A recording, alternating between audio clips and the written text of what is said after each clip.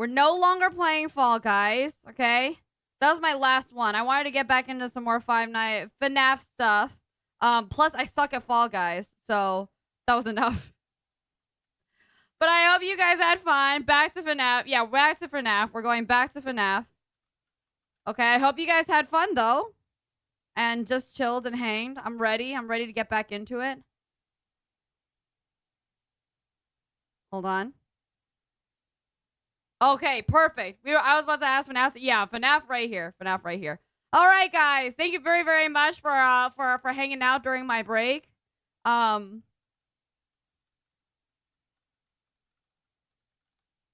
Let's get back into it. We're in the middle of this one, talking about how, Scott came out and it showed up that, they supported President Trump during his campaign and they got canceled for that. So Scott needs to step away, and what that means about how people should feel about FNAF, how people should feel about theory. What should people feel anything?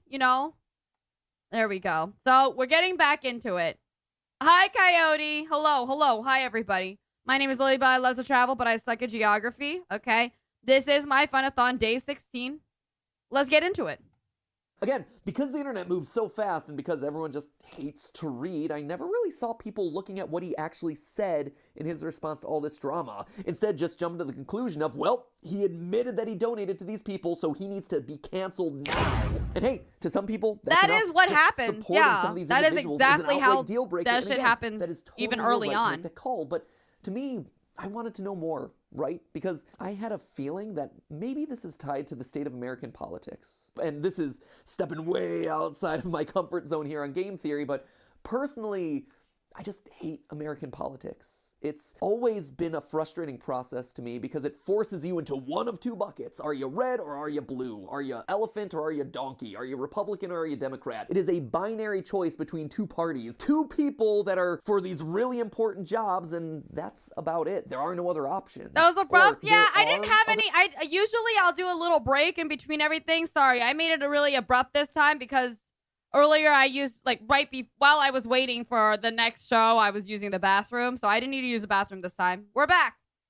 Options in the form of independent candidates and third parties, but because the system is set up the way it is, they don't really stand that much of a chance. And so everyone is always telling you that if you vote for them, you're throwing away your vote. So long story short, most elections just wind up being a compromise. You have to pick and choose whatever your most important issues are for that election cycle, and because no one candidate truly embodies them all, you have to vote for the lesser of two evils, in a sense. There is never this one perfect candidate which is the absolute that truly worst. Represents me as the voter, and I hate that.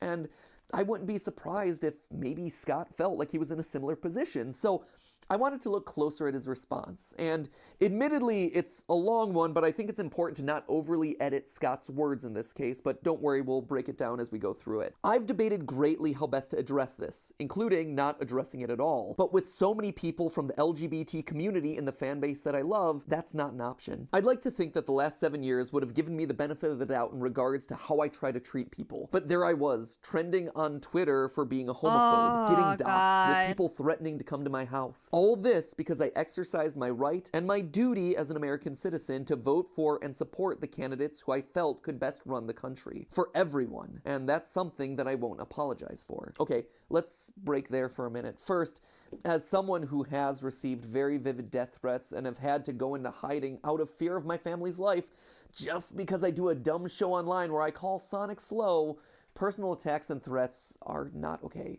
Never. Period. End of story. Agree or disagree with him for who he chooses to support, fine. Pull your support of him. It's honestly crazy how much the internet has given us, what good or bad, and that includes some shit like this. It's never okay. Franchise of his games, absolutely. But harassing and threatening someone's life and his family simply because they supported someone you disagree with makes you no better than the people that you're fighting. That's just the way I feel.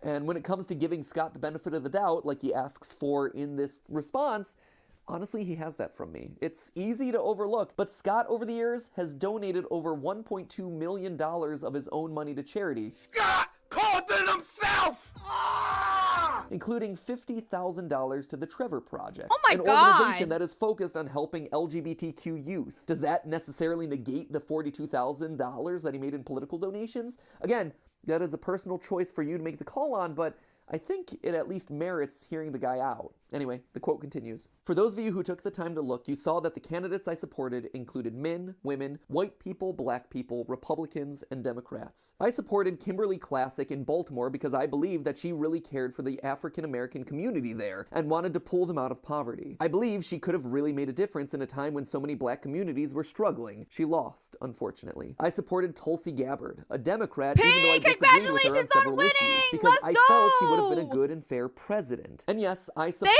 President Trump because I felt he was the best man to fuel a strong economy and stand up to America's enemies abroad, of which there are many. Even if there were candidates who had better things to say to I've been told that there are people who, like, I know that my parents always fought because they care about American politics, right? Or at least they care enough about American politics, and they ended up losing a lot of friends because a lot of friends chose to be pro-Trump for that, for like, having a strong stance about what is this? up to America's enemies abroad. Yes, to stand up to America's enemies abroad. So that is something that, like, if Scott says like, oh yeah, I can see that happening, it's like, yeah, there's a lot of people who said that was happening. Of which there are many. Even if there were candidates who had better things to say to the LGBT community directly and bigger promises to make, I believe that their stances on other issues would have ended up doing much greater harm to those communities than good. All of this explanation, I fear, is wasted, as people don't want to discuss with one another anymore. They want endless apologies and submission. People who are expecting those from me will get neither, end quote. Okay. Listen, just a reminder here, we're talking a lot about politics, but just to say, on this channel and community, we don't talk about politics. I'm not going to sit here and pretend like I do any of my research because I fucking don't. Okay? I don't do nearly enough research about American politics as I should. I think everybody should do their own research in regards to it and, make their own choices. But just, putting it out there, we're not, just in case, because I know it's starting to get to that point here inside of this video. Okay? We're not going to have any discussions, like full discussions about it. So now this gets to the heart of the problem that people had with Scott, who he chose to support through his donation dollars. And the list is quite long. If you look at opensecrets.com, 16 candidates specifically singled out for donation dollars, with one Democrat, Tulsi Gabbard from Hawaii, like he called out in a statement, who, in his response, he not only chooses to support, but actually calls out as his first choice of candidate for president. I think this actually merits looking into. It's a bit weird. I'm about to roll into kind of like a mini game theory on political donations, which I don't really love, but hey, if we're doing it, let's do it right, so here we go. So, looking at the timeline of his 2019 and 2020 donations, Tulsi is in fact the first to receive any money from Scott, followed by his donation to Trump. My bro, are you actually trying to... Okay, I'm gonna skip the rest of this. We do not have to get into a theory of this. My bro, let's go. All right! New Five Nights at Freddy's book drop. Let's see what's new to talk about in the world of FNAF. Book drop, but no game drop you're in still? for a scare when Fazbear Entertainment unveils their most twisted creation yet, sea bonnies. Small blue fish with rabbit ears. When Mott drinks a tainted glass of water, tremble as they multiply inside his stomach and steal his identity. One cloned human made up of thousands of little blue bunny fish. Nope.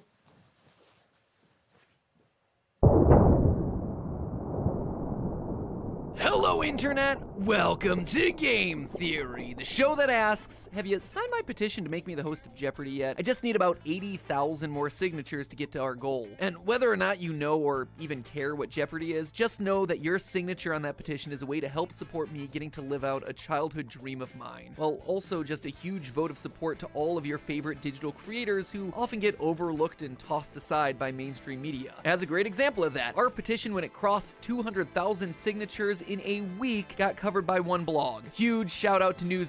Honestly, this is true. This is true. I have nothing to say about this whatsoever. That sounds like a book thing for real. This is true.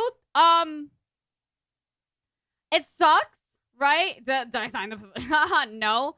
But it actually sucks if I ever say that I'm a virtual creator, there's one of two things. I mean, maybe it was worse a year and a half to 2 years ago, right? When this was done. I'm very lucky I'm a VTuber, because if I had a very recognizable face, people automatically assume that I don't know what I'm talking about because I'm a creator, a content creator. I'm just this young newfangled thing. It's better now, right? Because people are actually hiring content creators for their own companies. But back like a year and a half, 2 years ago, like businesses didn't care. Businesses didn't care that you knew about trends and stuff like that, I feel like majority of the time. They're like, oh, this is just a thing that was going to happen, oh, it's just a fad or whatever. And then TikTok took the world by storm and Scrub Daddy sold a shit ton of fucking Scrub Daddies. And people were like, oh, fuck, I guess we need to, Duolingo literally like ended up surviving through this. Okay. And they're like, ah, shit. And during, I guess during COVID too. Wait, no, this is probably pre-COVID or during COVID. Things have changed a lot, but I support him on this. Just know that your signature on that petition is a way to help support me getting to live out a childhood dream of mine, while also just a huge vote of support to all of your favorite digital creators who often get overlooked and tossed aside by mainstream media. As a great example, because they think we're just fads or whatever, which I get. Some of them are and some of them aren't. Example of that, our petition, when it crossed 200,000 signatures in a week, got covered by one blog. Huge shout out to Newsweek. Thank you for recognizing a digital creator's value in the world. Meanwhile, an older school celebrity whose petition took nearly a year to get to the same place got... I was an evil entity? We're still in... No. I mean, like, here, during this time. If this was during COVID. You know what I mean? Like, if this was during COVID or pre-COVID. That's pretty sick. That I was an evil entity, just saying, though. Iniquity in this space, it's a real I would thing. love to be Anyway, a it's not game like show I'm gonna be host. leaving I the love channels game or shows. anything like that, if anything were to come of this. So if you have any questions, those are all answered down in the description, along with the link so you can go and sign it. Push me over the goal. I just love to show the world yet again why this community and why digital creators as a whole are worthy of attention and respect. I know you guys are. I'm fighting on all of our behalves, and I'm gonna keep shoving it down people's throats until they start to listen. Anyway, thank you. Literally me about FNAF. Like, they really shoved FNAF down my throat. Unbelievable.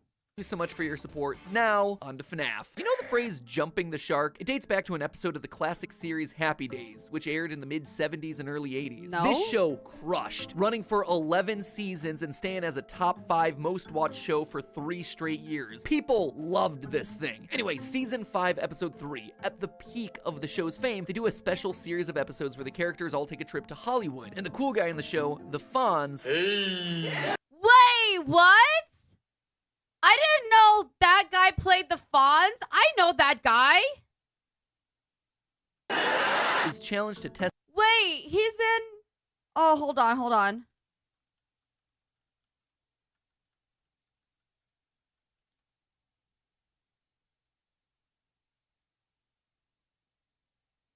Henry Winkler? No, it's not Travolta. It's Henry Winkler. Yeah, he plays John Ralphio's dad in Parks and Recreation. That's what I was looking up.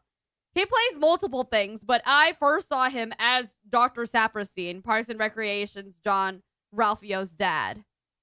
Yeah, Henry Winkler. Oh, that's so fun. How cute. By jumping over a shark on water skis. And as you probably guessed, he does it, complete with swim trunks and trademark leather jacket. It was a moment that was so ridiculous, so over the top and so dumb that it single-handedly created the phrase that would forever after be used when a series loses all of its sense. At this point, FNAF, it's jumped all the sharks. Just a big old shark sandwich. No fucking giant shit, dude. tower We're definitely of sharks there right already. The only thing that would make this more sharky would be if it suddenly introduced a shark animatronic. They haven't done that yet, right? Okay, well, there's still time. Those Bonnie Guppies getting dangerously close, just saying. But in all seriousness, over in Bookland, the Fazbear Fright series has just released its penultimate installment, and it's weird. Tiny rabbit guppies that steal your identity. A pink substance called Fazgoo that hunts you down and steals your identity. Okay, but we got Fazgoo already. We knew that. Animatronics that body swap you in order to steal your identity. There's a definite pattern in these stories, isn't there? Identity Could animatronics stealing? stealing identities and humans not actually being themselves be somehow important to the lore of the series? Could Certainly you seems believe like that? the books are beating that point over. Wow, what? Really? That's crazy. our heads. And honestly, In my identity steals, in the identity theft, in my FNAF, more likely than you think. Points to a larger trend here. For as crazy as these stories have gotten, and believe me, they've really gone off the rails at this point, there's definitely still merit in them from a lore-solving perspective. Because, as I'm about to show you, for every story about underwater rabbit guppies swimming around in your insides, there's another one or two that get you asking brand new questions about both the past and future of the franchise. So go ahead, take a break from eating your best friend that happened to fall into a vat of pizza sauce, something that yes, also kind of happened in one of these stories, and consider the following 3 theories ripped straight from the pages of the books. Theory number 1, Chica started as a mediocre melody. In Fazbear Fright's book number 9, The Puppet Carver, we're told the story of Jack, manager of a failing pizzeria named the Pizza Playground. Yeah, it's not actually a How many more failing pizzerias must there be? Freddy Fazbear establishment. And you see, that's an important detail since every other pizza place in the Fazbear Frights book series has tied back to Freddy's in some way. But for some reason, this one is deliberately different. What's also noteworthy about the Pizza Playground is the restaurant's animatronic band, which, we're told, breaks down frequently. These things are straight up busted. The roster includes a banjo-strumming country pig, a bear creatively named Baron Von Bear, 2 other unnamed creatures that have already broken down, and a, quote, weird bird thing. Now, if the words banjo pig don't jump out to you, well, congratulations, you have a richer and more fulfilling life than I do, because when I hear that phrase, my mind immediately jumps to one thing: the mediocre melodies. The crew of broken animatronic rejects able to be purchased way back in FNAF 6 Pizzeria Simulator. A crew of animatronics consisting of a banjo-playing pig, an off-brand Freddy Fazbear ripoff with a southern accent named Ned Bear, a talkative hippo, a cute young frog, and an I thought that was just Fredbear. I'm sorry. I thought that was, you know what I mean? dramatic elephants. They're characters that we all brushed off at the time because they just seemed unaffiliated with anything Fazbear related. And then they came back, returning an ultimate custom night where they collectively gave voice to Cassidy, the one you should not have killed, as evidenced by voice lines like this. Everyone underestimates me, but then they turn their back and I'm like, boo, and they're like, what? What? Sorry, cute That's not it. That is not. Wait, that's so weird. Wait, hold on. Cassidy, the one you should not have killed, as evidenced by voice lines Where's like that this. actually Everyone from? underestimates me, but then they turn their back and I'm like, boo, and they're like, what? Sorry, queued up the wrong clip. It's this one. This is how it feels. Where is that actually? It's from this game? It's really from And they're this like, game? Voice lines like this. Everyone underestimates me, but then they Because I don't know what to tell you. I've heard this voice line a million times in different TikToks. Wow. I found the origin. I finally found the origin of this. turn their back and I'm like, boo, and they're like, what? Sorry, queued up the wrong clip. It's this one. This is how it feels. And you get to experience it over and over. I will never let you leave. You know, it suddenly occurs to me that maybe they were the ones that had to be Cassidy's voice in this game, because he's a spirit who's trapped inside Golden Freddy, a spring-lock suit who was never actually given a true voice box, whereas everyone else in the series was given a voice, at least at some point. Just a thought that I had randomly in the recording booth as I was rereading these lines. Also, Springtrap is able to talk because he has a guy inside of him, so interesting. Anyway, the mediocre melodies, a generic Freddy alternative, a country pig that plays the banjo, unnamed other characters that break down frequently. It seems like Pizza Playground's animatronics are indeed the mediocre melodies, which makes the call out of a weird bird thing being part of the band particularly interesting. Was Chica originally a mediocre melody? Chica has always been a bit of an oddball in the group. For instance, she's the only one That's to go not missing in for a Sister game, Location. specifically in Yeah. Sister Location, when she's the only one of the core 4 to not appear. And if you'll remember all the way back to the teasers for Sister Location, Chica's party world was listed in the source code as a separate establishment away from Circus Baby's entertainment and rentals. We also know that Freddy and Bonnie have been together since their literal golden days, which means that Chica had to have been a later addition to the crew. Maybe she was with another band of animatronics the Oh entire my time. I God. mean, even the theming makes more sense with the mediocre melodies. Something about chicken animatronic wearing a bib just That actually, yeah, the theming definitely completely looks different. fits better alongside a farm-themed banjo pig and bear with a southern drawl. Kinda makes you wonder where Foxy the pirate comes in now, huh? Anyway, the reason I bring all of this up is that for a long time I've suspected that Chica is the key to the whole timeline of these games. No joke, I've literally had an email in my inbox for years addressed to myself reminding me to follow the missing Chica, since her coming and going from the lineup seems One is now important, but boarding. until Welcome now, to I've Label never Air. had Hope you enough have a safe and gossip to put enjoyable together in a flight. timeline. We've known for a long time that she was the first to get stuffed with the little girl Susie. But now this story potentially... Honestly, all the voice acting for that, where it's all like staticky, it sounds... Whoa! You know what it sounds like? Oh, fuck. Shit. Ghost Adventures uses this all the time, and people, it like talks through it, and it sounds like that. Connecting her to the mediocre melodies is yet another piece of evidence that we can use. So if you ever see a video titled "Follow the Missing Chica," you'll know that we finally figured it out. Theory number 2, Balloon Boy solves a lot? Oh boy, it's time I talk about him. I don't know if you've noticed this, but 50 videos into our FNAF series and I haven't talked about Balloon... Oh my god! What did I say? What did I say? Is Chat Bear working? Let's see. Pog Online Poggers. Yes. What did I say? What did I say? Remember when I said Justin's for Balloon Boy? Remember when I said Justice for Balloon Boy? This is it. This is it. Yeah. Once. Not a single theory dedicated to that guy. Go back and check me on that, but I've intentionally avoided him. Largely because he doesn't fit anywhere. What? Okay, so you've only avoided him because he doesn't fit in your own fucking theories, huh? Huh? Talk about confirmation fucking bias. Design is different, his behavior is different, he doesn't seem to be possessed by kids, and honestly I've just never had a good sense of what to do with Balloon Boy in the lore of this franchise. Until today, in that same puppet carver story with the mediocre melodies, we're introduced to Porter, the handyman who's supposed to be in charge of the faulty animatronics of the pizza playground. But Porter dreams of bigger things. You see, he's a bit of an animatronics genius, and his plan is to take wood and transform it into something alive. To quote from the story, "I'm almost finished with the prototype of my machine. It will create low-cost but highly functional animatronics made from only an inexpensive slab of wood." And not only is this guy a genius, he aspires to greater things. Quote again, "Once I get a patent on my invention and find a buyer, I'm gonna be out of here so fast I'll leave a dust trail." I mean, taking wood and imbuing it with the ability to move on its own? Yeah, I'd say that's gonna earn you some quick cash. And here's the thing, it works. In the story, we see Porter turn a log into an actual moving character, no remnant or phasgoo required. He flips a switch on its back and it just comes to life. They describe it as resembling the drawing models from high school art class, but specifically call out that were you to put the figure in a fuzzy suit, it would resemble a bunny or a fox or a bear, and you'd have a low-cost animatronic. In short, it feels like this story gives us a lot. First, reading the story felt like reading Henry's origin. A brilliant good luck, creator and Antonio. animatronic inventor just looking for a buyer to partner up with to launch his career. A buyer maybe named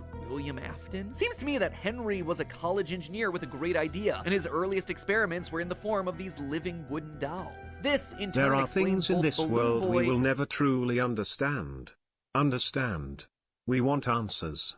and the mini-renas. Remember, the book There are described his things wooden in puppets this as world we resembling will the never drawing models truly from high school art class, understand. which, if you're not familiar, are Understand. these guys. That is why we have so many living dolls wandering around these pizzerias that don't seem to have spirits inside of them, only able to say basic words like, Hi.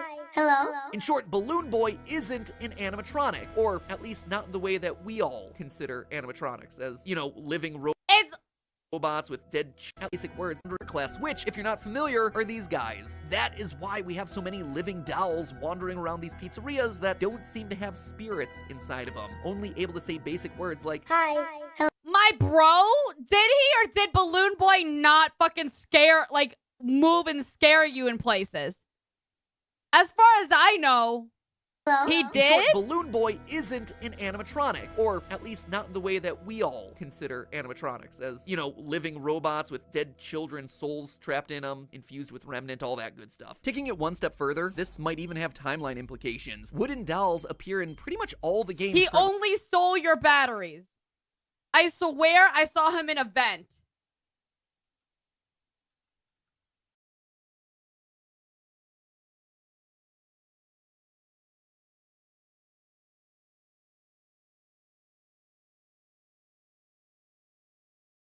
Can hear me open up. I don't know this.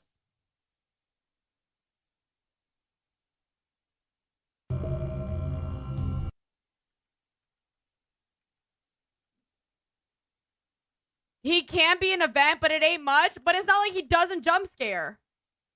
Right? Thought to be the earliest in the timeline. FNAF 2, of course, with Balloon Boy, but also very heavily in sister location. On the main console, there's a marionette named Little Joe, a doll named the Magician, a gypsy figurine, and a series of human heads. Ennard's mask, Music Man, the mini arenas, Baby, Ballora, even the puppet's face all seem to stem from this era of Henry's creations. It seems to me that the wooden dolls and marionettes were all designed as he was trying to develop the look and feel of the Funtime animatronics, leading up to the eventual opening and immediate closure of Circus Baby's Pizza World. As a reminder, Baby's Pizza World has never actually appeared in a game. Rather, we know that it exists based on hidden website text, and that it was closed down due to a quote-unquote gas leak, which is just PR speak for Afton's daughter getting nabbed by Baby, and the characters got retired down into the basement, which would eventually become Circus Baby's. He doesn't jump scare, he just laughs at you? But what? Tell me why he, like... Tell me why. Okay, so good. I mean, it's good that he doesn't jump scare, but like now I'm confused as to why they even bothered with a nightmare version of him if he like didn't matter, quote unquote, or whatever.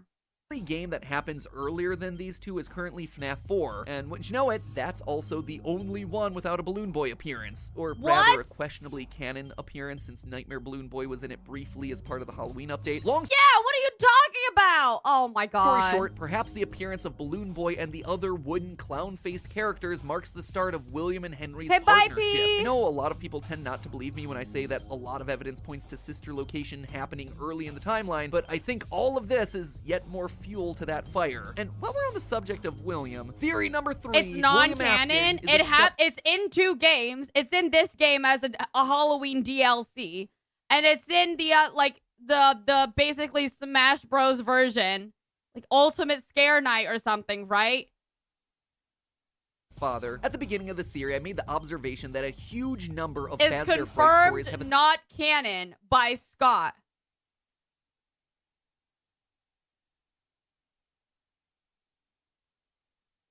Theme of identities being stolen. At this point, it feels like it appears once in every book. Because now I'm sitting here and I'm like, in what case then is something also not confirmed canon by Scott? Like, how many more things?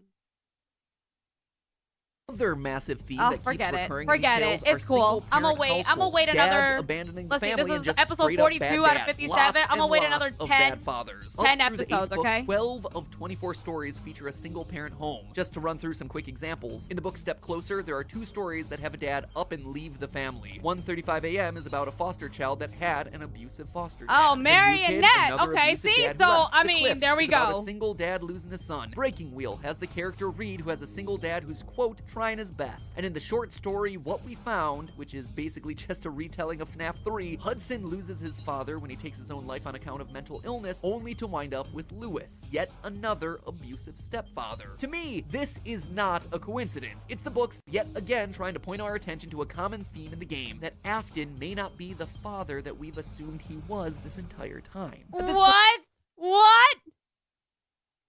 This is not a coincidence. It's the books yet again trying to point our attention to a common theme in the game, that Afton may not be the father that we've assumed he was this entire time. What do you mean? At this point, we're fairly certain that the orange guy from the FNAF 6 minigame Midnight Motorist is Purple Guy, who is also William Afton. Are you trying to, is he trying to say that Afton's not the best father? Because, like, yeah, no shit. Or are you saying maybe Afton isn't a father? Isn't the father? That he's far from a caring and compassionate father, banging on doors, yelling at his son, making threats. No Shock shit. of all shocks, a guy who moonlights by kidnapping kids and running experiments on their remnant soul juice isn't a father you want to go into the backyard and play catch with. Whoa, who would have saw that one coming? But the fact is, the books seem to be alluding to another layer in this, that he isn't actually Crying Child or Elizabeth's biological father. It would explain why Baby in both the Silver Eyes trilogy and Fazbear Frights feels a cold distance from her dad. Not just that he's lost in his work, but that he's not interested in her outside of what she can do for his experiments. That might be why he actually prefers Henry's daughter to his own. It might also explain Afton's relationship with the Crying Child, how we've suspected for a while. Okay, well, this shit is just messy. This shit is... What is this, a fucking triangle? Why is he suddenly interested in Henry's daughter? That Afton might have been running experiments on him, torturing him with animatronics and supervising him with surveillance cameras from his underground office. Taking it one step further, remember that story of Hudson whose dad took his own life? Well, Henry in both Silver Eyes and FNAF World is shown to take his own life. And Hudson in the Fazbear Fright story is a very clear parallel for Michael Afton. So could Michael Afton have started as Henry's son, only to wind up as William's stepson? Think back to the Sister Location cartoon. Clara, the baby isn't mine. An undying vampire in purple repeatedly saying, "He's not my son," in between every night of that game. I mean, it is a big swing when it comes to theories, but I think there's at least some interesting parallels there to consider. Supporting this, we've also yet to I'm see sorry, any but you're right. That actually, I was always a little confused about this part, about like, okay, he brings this up and it's like, it's not my son, it's not my son, it's not my son. And I'm like, all right, it's pretty fair, wherever theory he puts it in. Because there's no way that he's just doing that for fun. The Afton household. Now, I've speculated that Bellora's song is about a wife leaving her husband when he can't escape his own grief, but who knows? That song could be related to Henry's grief at the loss of his daughter Charlie. In the original novels, we're shown that Charlie dies, and that Henry loses his mind with grief, leading him to eventually take his own life. What if the line about an empty tomb isn't William's sadness, but rather a song about Henry's? And that in the aftermath of his death, his kids go to William, his partner. Oh yeah, speaking of Charlie, did you know that the puppet's name officially was Coils the Clown for a while? It's true. In the story Jump for Tickets, we're introduced to a character named Coils the Clown who, quote, has a lanky body with lemon and lime stripes. It has... Okay, that doesn't mean that puppet is necessarily specifically called Coils the Clown. Like, there was multiple names of every other thing. Why does that mean at some point? Long arms, 3 fingers, and a face that looks like a crescent moon that turns upside down when it's sad. And just like the security puppet in the game, Coils the Clown is canonically responsible for roaming around the restaurant looking for intruders and gets sad when a child dies accidentally on his watch. Again, like everything with all the books, there's definitely some changes that have been made, but the thought of the puppet having an actual name, and that name being funny like Coils the Clown, made me pretty happy, even though it was a small thing. So there you have it, friends. 3 And even though it's probably not exactly in continuity, but sure.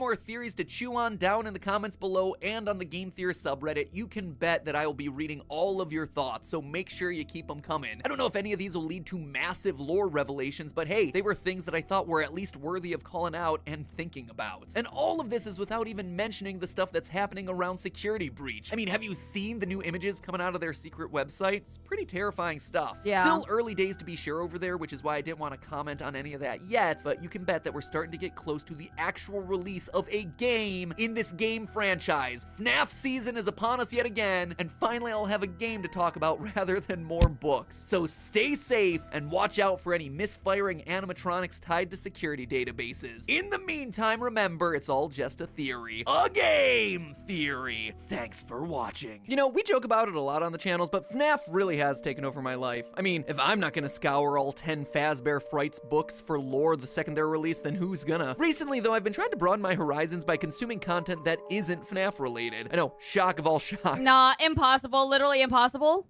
I'm actually dipping my toe into the world of modern independent cinema. You know, things like Willy's Wonderland, the Banana Splits movie. Oh, shoot. Willy's Well, Wonderland! Haunted Pizzeria inspired or not, today's sponsor, NordVPN. Alrighty, next one. Is that the next Bit by one? bit, we've Shit, been working is to this the right solve one? Security Breach before its launch. And so far, I feel pretty darn good about what we've concluded. Hold on, is that, The let me see reappearance of real quick glitch if that's the right one. Hold on. Yes, I think this is the right one. Trap and the dual Okay. nature of Vanny seem all but confirmed. The repurposing of the toy animatronics still feels very much possible. Even some of my bigger swings have wound up being home runs. Huh!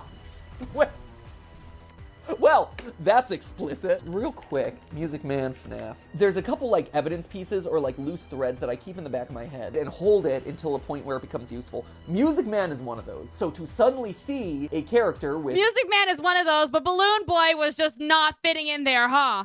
6 legs and clown gloves. This is the closest thing that connects. I would assume, because anything that usually has a lot of legs like this is able to climb walls and climb ceilings, I wouldn't be surprised to see this be attacking you from the ceiling or a wall. 3 weeks later. I will help you Oh my God. Yeah, I that's called definitely it. Music Let's Man. go! Music Man! So we've talked about the villains, we've talked about the animatronics, we've talked about the plot. Today, with a month left before release, it's time to talk about how this whole thing is gonna end.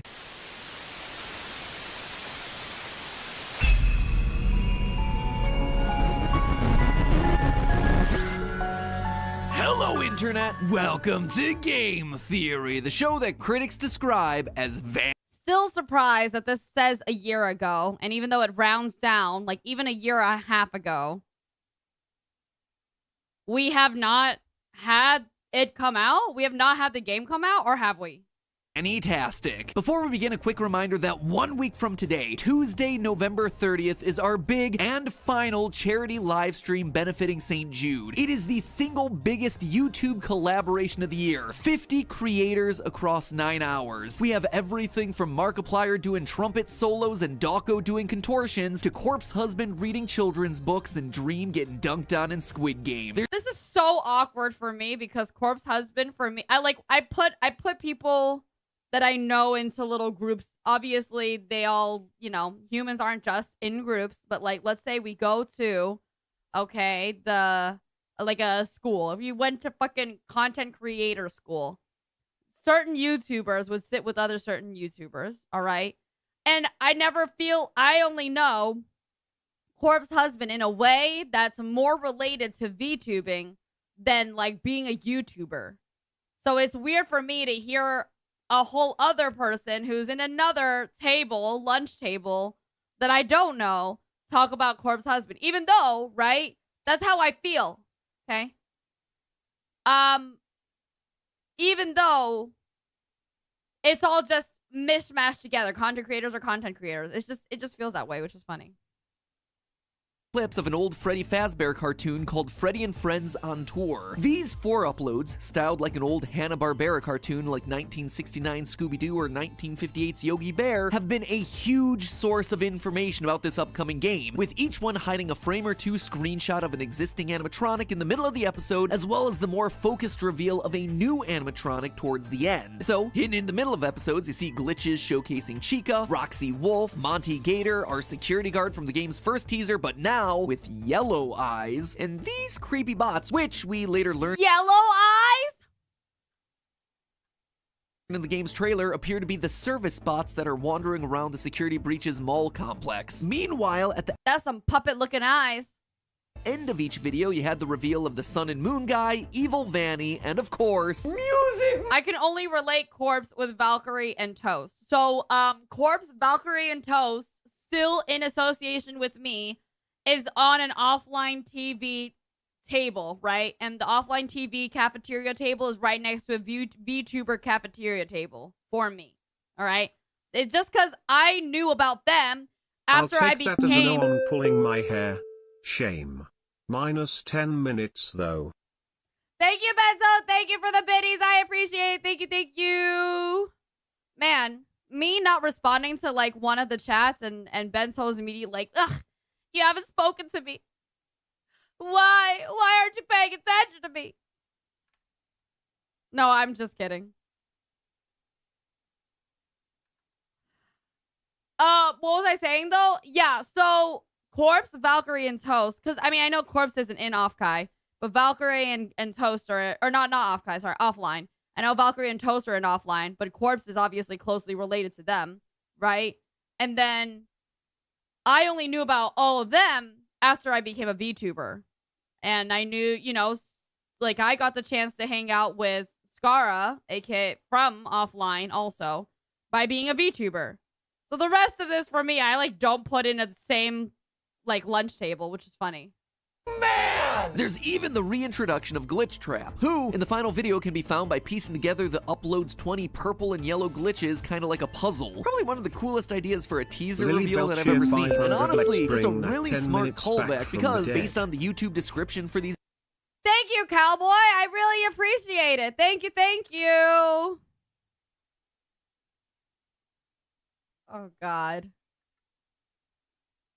Terrible to know. Videos, Terrible these to things know. are coming from the Fazbear Entertainment Archive. And what are we doing with these old tapes? We're assembling them. Just like we saw with FNAF VR, where assembling the tapes also assembled Glitch Trap. So yet again, we assemble a series of tapes, the glitches get stronger, upload after upload, and boom, Gold Bunny make people go bye-bye. I don't know if they meant this intentionally or not, but still, cool detail. And then just a couple weeks ago, the actual trailer came out and confirmed a lot of what we were seeing. There's all the animatronics, there's the creepy service bots, there's Music Man! We know basically everything that's in this game because we've seen basically everything that's been teased. Well, except for one thing. Through all the reveals and teasers and trailers, one thing remains a mystery. There is still one teased item that hasn't been revealed, and that is a tentacle monster. You heard that right. At the end of Fazbear Hey, yo, tentacle monster, let's go. and Friends Episode 1, we get this, a sliding tentacle slithering across the screen. And you know it's a big deal because it's That doesn't look like tentacles to me. Those look like pipes, dude. a sliding tentacle That, slithering across the screen. for me, that looks like, I don't know, videos of pipes? And you know it's a big deal because it's simultaneously the first thing they tease, but also the last thing that they're keeping secret. In fact, based on details from the trailer, as well as new clues that have come to light in other parts of the FNAF universe, I not only think I know what that is, but also the whole ending sequence of this game. This one is a bit Okay, that's a reach. I know for sure that'll start being reaches because he's really saying from just this alone, I know exactly how Security Breach is going to end. Listen, Matt, I've seen enough parts of you doing this to know. biggie and feels like once again I am swinging for the fences. But if it proves to be true, well, let me tell you, I'll be even more excited than this. Music Man! And speaking of things that get you more hyped than seeing your favorite reject animatronic make his triumphant return, let me just remind you that new FNAFware and Theoryware are available right now. Amazing! Nice. Long, slimy black tentacles, and that is Nightmarion, the nightmare puppet, who came out as part of the Halloween update for FNAF 4 way back when I still had hopes that this series would end with 4 games. Oh, what a fool I was. And who we more recently saw in FNAF VR's Night Terrors minigame. This thing is like a hentacle that is just waiting to happen. Probably a hentacle. Oh my god! Holy shit! Night Terrors minigame. This thing is like a hentacle that Yeah, girl, let's go! She's here! But also, okay, yeah, that's definitely tentacles. Never mind. This is definitely tentacles. is just waiting to happen. Probably a tentacle that's already happened, to be honest, but I dare not look in that direction. So when you see a tentacle sliding across a staticky screen, immediately your mind is gonna jump to this character. Yeah, and from a that story definitely standpoint, seems this like would it is. also make some level of sense. I mean, William Afton is back in the form of Glitch Trap, so presumably the puppet, this protector of lost souls that stands opposed to him, would try its best to come along for the ride too in an effort to thwart him once more. One problem with all this though, Nightmarion isn't canon. I mean, it is, but it isn't. It's complicated. Go figure, it's FNAF. Big surprise there. You see, Nightmarion's original appearance in FNAF 4's Halloween update is not canon. Something You'll off. Oh. confirmed by Scott a I see long time now. ago before that DLC launched. Its appearance The in second release. Hold on. canon. Something confirmed by Scott. The second release will be a special Halloween edition of FNAF 4 with a few changed characters and other cosmetic changes. This game is not canon and is only for fun for the holidays. This version will be free as well. Yeah, remember that, you bitch, sitting down. I never want to, Matt, sit. I do not want to hear you talk about the Halloween versions of the fucking masks ever again and tossing it into a fucking timeline.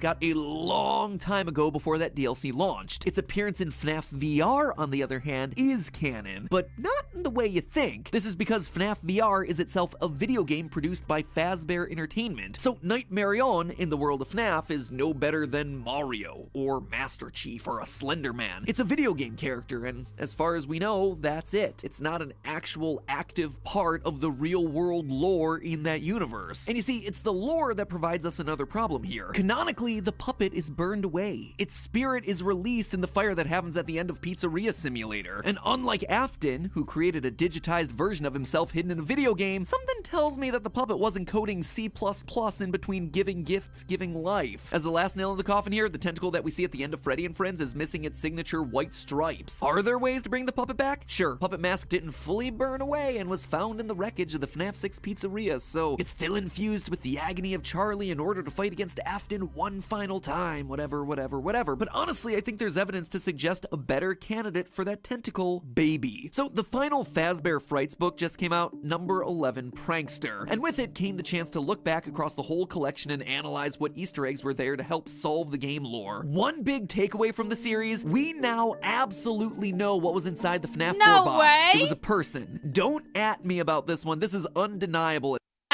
I'm gonna at you already, because if you say anything about how inside the book, inside the book, they say the person is inside the box, I have to remind you that the book is not continuity, doesn't relate to the games, technically. At this point, and nothing you say is gonna change my mind about it. Here's why. In Prankster, we get this line during the finale, quote, Jake had found the real homeless girl that Eleanor replaced. As a quick aside here and reminder, Eleanor is this book's stand-in for Baby. The real girl had been locked in a trunk in the abandoned building where Jake had originally found Eleanor. Now, this one instance alone wouldn't be enough to make me 100% sure about this, but they repeat it twice. Earlier in the same stretch of like 20 or so pages, the exact same thing happens again, only this time it's Eleanor that's locked in the box waiting to pop out. And if those two times weren't enough for you, in the final FNAF novel, The Fourth Closet, Baby hides a person inside of a large chest and then goes to steal their identity. Quote from this book, John moved to a large green chest, the paint almost entirely worn off. There was no lock. John knelt beside it, found the handle and heaved it open, then shuddered, falling back and pushing himself away. Jessica, he gasped, moving back to the chest and leaning over it. Jessica, what, John? I'm trying to listen. It's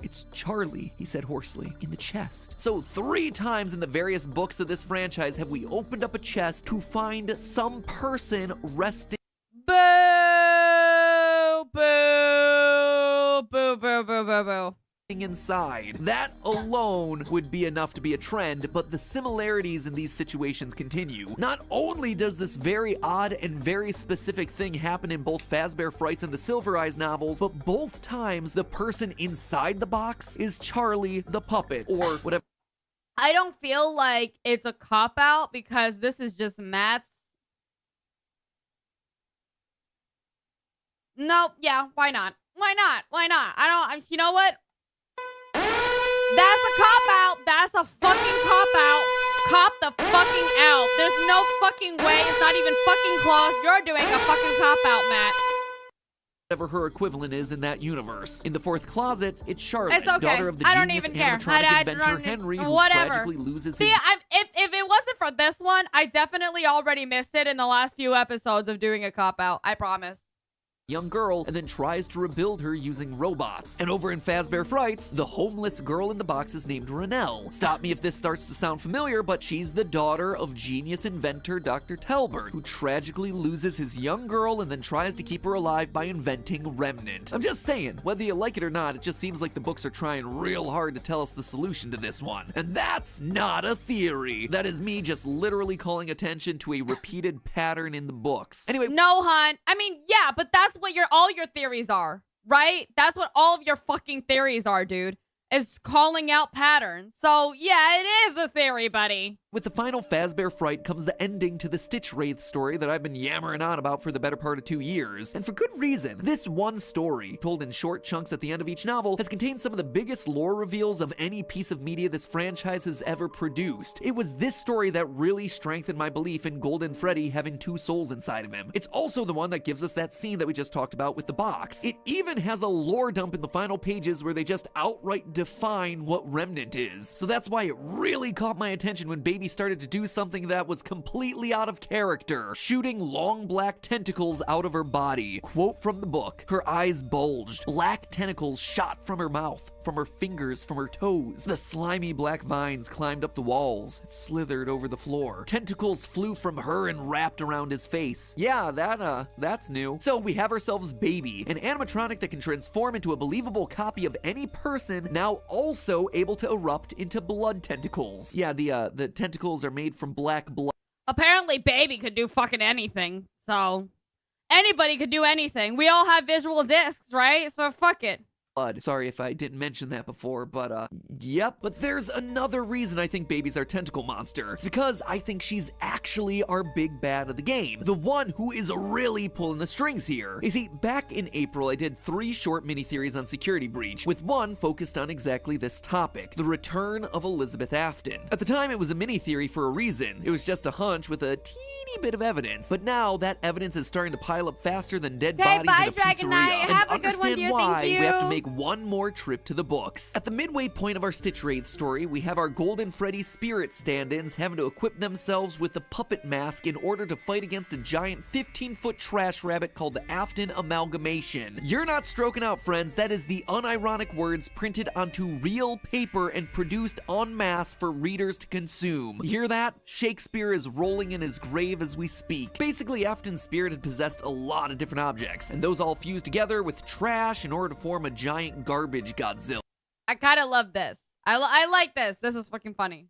Back when I wrote that theory, I had this to say. I am not gonna sit here and say that we will at some point in this series be forced to fight a giant trash bunny possessed by a serial killer. But now, 7 months later, things have changed. And yeah, I am gonna sit here and say that we will at some point in the series be forced to fight a giant trash bunny possessed by a serial killer. Yep, the series about pizzeria-themed murders has decided that giant garbage rabbit kaiju is the next logical step in the story that they feel it wants to tell. I am so tired. Now, if this was a normal FNAF game, then no. Of course. I was like trying to see if we could tie this in with Stitch Wraith at all, because Stitch Wraith is going around and basically trying to put together all these trash and parts and bits, but Of course, there's no giant trash monster. I don't know. This is I'm anything waiting. but a normal FNAF I'm literally just waiting for the next like 10 episodes. game. First, we know that Security Breach will have boss battles. This is it. Remember when I said we're grieving, right? We're in the grief process, and earlier it was bargaining. This is depression. This is it. This is this part of the depression part of the grieving part. This is confirmed on the PlayStation blog article covering the game. And if these moments of Monty Gator from the trailer don't look like a boss battle intro sequence, then I don't know what does. Reminds me of the American Gladiators game Assault. We also know that the game's primary mechanic is climbing into Freddy's oversized birthday cake hatch to pilot him around like a mech suit. You don't just include a mecha suit like that in your game if all you're doing with it is stealthing around a mall. You insert that sort of stuff in order to punch serial killers in the face. But you know what seals the deal for me is the trailer. hiding, Throughout the at Freddy and least. Friends teaser images, we've seen pictures of the animatronics all cracked and broken. Are they corrupted by Oh, Afton? but Freddy's not here. We destroy them over the course of the night. It's a weird little detail. But then the trailer goes and shows us a bit more. We see this scene of a broken Chica that's attacking us in a tunnel made from garbage. Now that is a bizarre setting for a game that's set in the mall, and according to the PlayStation Store, the sewers underneath the mall. Trash is just everywhere. So is this the game that's finally given us what we've all been demanding? Hashtag justice for trash in the gang? Or is it something more? Remember How dare you, okay? They're not called Demanding trash in the hashtag gang. justice all for right? trash They in the- have names. You fuck. They have names. I don't know them, but they do, okay? There were some of my earlier friends.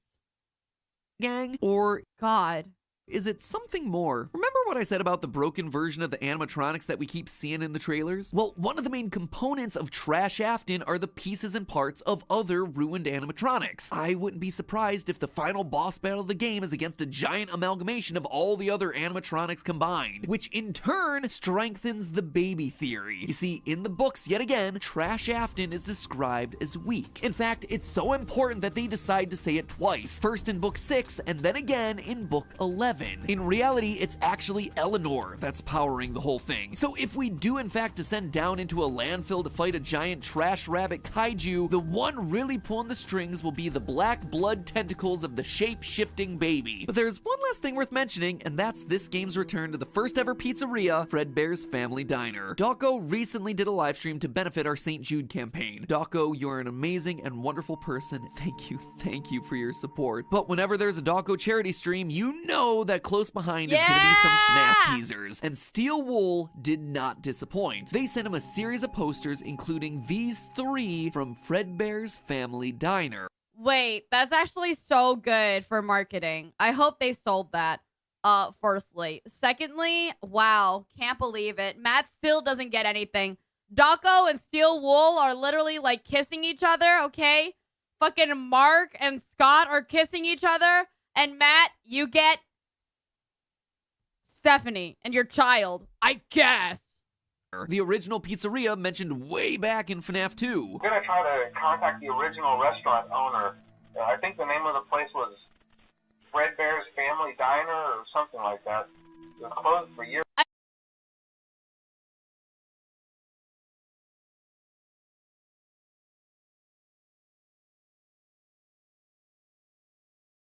But how, after all the... I don't know. It's just confusing to me. We're 16 minutes into this 20-minute episode, and you still have to literally teach me that Fredbear's Family Diner is a real diner that was mentioned inside of the FNAF games from like 5 years ago. Is that what you're telling me? You think that 16 minutes in, 16 minutes into a fucking FNAF? You know what I'm saying? Do you know what I'm fucking saying? Like 16 minutes in, and you still think I don't know some basic ass shit like, hey, by the way, this was confirmed from Five Nights at Freddy's 2. There's a thing called Fredbear's Family Diner. And I'm like, 16 minutes into a game theory video about the newest FNAF game. Even if you waited 3 months between episodes, let me tell you that shit. Even if you waited 3 months between episodes, you watched the other episodes. The 9 million other episodes, okay, that had mentioned Fredbear's Family Diner already. Take your audience. Just take your audience, Matt. Really, think about the audience who watched through all 16 minutes of this. You didn't explain who Puppet was, again, all right? Even though you definitely could have. You didn't explain through who the fuck this bitch is, okay? This bitch is, all right, the purple man, a.k.a. William. You didn't explain through that shit. You didn't even explain through who Freddy is or who Charlie is, all right? And Charlie's one of the most confusing things of all fucking time. Because of the books, apparently. All right? But Fredbear's Family Diner? From Fredbear's Family Diner. The original pizzeria mentioned way back in FNAF 2. I'm gonna try to contact the original restaurant owner. Yeah, no shit! It was closed for years. Considering game developers don't have the bandwidth to spend a lot of time on artwork that isn't getting used in your actual game. What's even weirder, though, is that the new Freddy I don't know. Would be sick merchandise. Teasers also revisit what appears to be the first pizzeria in episode 2, based on the building's small Chica's size, there. red and white striped awnings, and wooden interior. But all of that, coupled with the descent into a landfill-looking area, leads me to believe that the mall is built on top of the original Fredbear's Family Diner location. We've actually seen a lot of this before throughout the series. In both sister location and the twisted ones, we have large underground warehouses breaking into edge locations, door towards Security Breaches Mall in the middle of being constructed. Long story short, there is a constant running theme of old places being connected to and buried under new flashier establishments. I know. So us going down a trash tunnel in the trailer, passing old wrecked versions of the animatronics, we have to be headed somewhere. Why not the first ever location, where Glitch Trap would be at his strongest, would be able to be resurrected into the nightmare hand that we saw at the end of the first teaser, notice those fingers, and eventually form into the trash monster that we fight. So that, my friends, is the wild prediction I I have for the final act of this game. You descend into the sewers and eventually wind up in tunnels of trash under the building, which eventually leads to the site of the first ever diner, Fredbear's family. Here, where his powers are strongest, Glitchtrap leaves Vanny's body and regains his own. We hop into our Mecha Freddy for a boss battle to knock him around a bit, and desperate, he absorbs all the ruined animatronics and trash around him. We destroy him yet again, only to reveal the black tentacles. It was Baby all along. Cue the next game and subsequent 20 installment book series. But hey, That's kind of funny. these animatronics may be horrifying, but not everything that's made of metal has to be. That's where our sponsor Displate comes in. Their metal post. After years of waiting, Five Nights at Freddy's Security Breach has finally launched, and with it, we now have a whole load of mysteries to discuss. What's the deal with the Vanny therapy tapes? Why is this room from sister location Wait, what? Security Breach has... After years of waiting, Five Nights at Freddy's Security Breach has finally launched, and with it, we did it! We finally got here! We finally got to Security Breach. Let's go. now have a whole... We got to Security Breach on number 44 out of 57 episodes. Holy whole shit. load of mysteries to discuss. What's the deal with the Vanny therapy tapes? Why is this room from sister location in Pizzaplex? Who's the best animatronic, and why is it Music Man? There are a lot of things to solve in this massive. Why Okay, is it? but tell me why. Sister location Tell me why. in Hold on. Pizzaplex. Who's the best animatronic? Tell me why they are all posed in the coolest fucking pose And of all times. Like, this is they all look so sexable. They all look so fucking fuckable. Holy shit.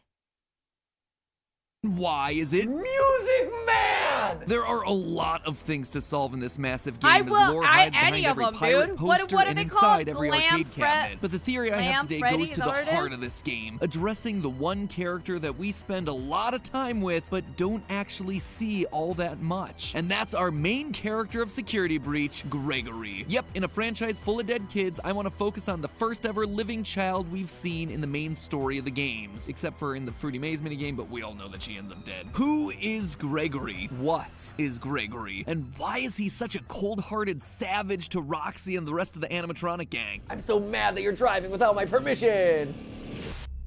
Wait, what is it? Sorry, hun. I was looking at something. My bad. Hold on. And inside every arcade cabinet. But the theory I have today goes Those to the heart of animatronics? this game. Yeah. Addressing the one character that we spend They a serve lot of cunt time as hell. with, but don't actually see all that much. And that's our main character of Security Breach, Gregory. Let's go, in a franchise Greg! full of dead kids, I want to focus on the first ever living child we've seen in the main story of the games, except for in the Fruity Maze minigame, but we all know that she ends up dead. Who is Gregory? What is Gregory? And why is he such a cold-hearted savage to Roxy and the rest of the animatronic gang? I'm so mad that you're driving without my permission. Ooh! Let's go! My gosh! Gregory is brutal. My friends, the answers to those questions will recontextualize Hey, Greg got everything that dog you in thought him, you know what I knew mean? about this series. So let's Greg got the dog in him. Not only that, but like, he has the ability to not be dying right now. Hey, modern kids are built different. Modern kids don't get scared by nothing, dude. They just know survival, and that's it. Are you an American modern kid? Are you an American child who grew up in the American school system during modern times? Then you know exactly what happens when some kid tells you to go to the bathroom during school and not to come back.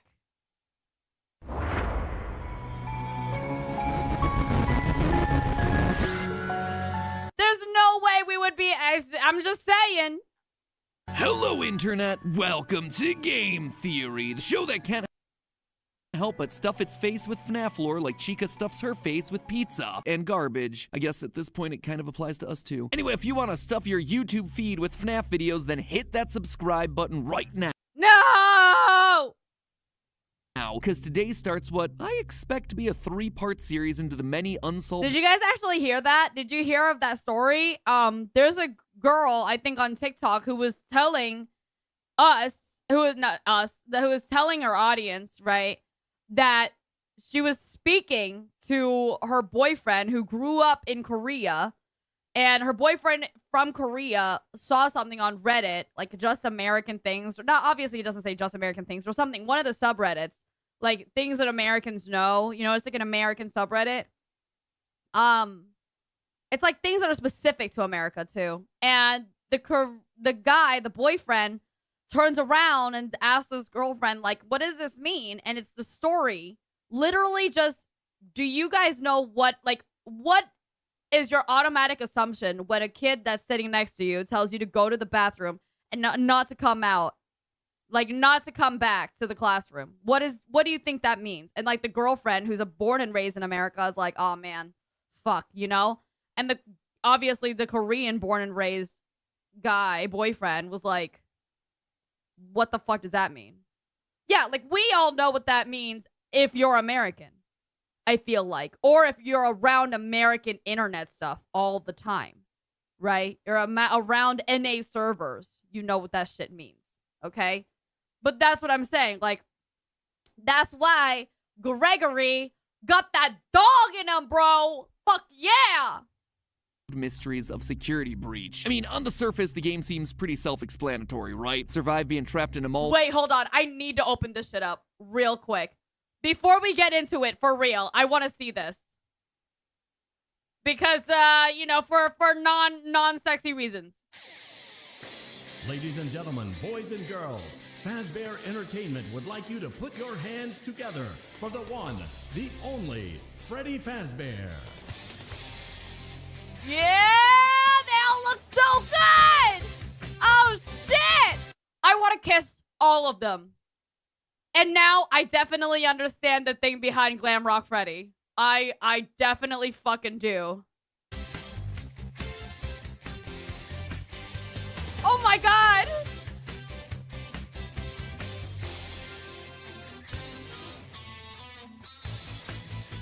Yeah! What the fuck? Did he just wink at me? He just winked at me, my bros.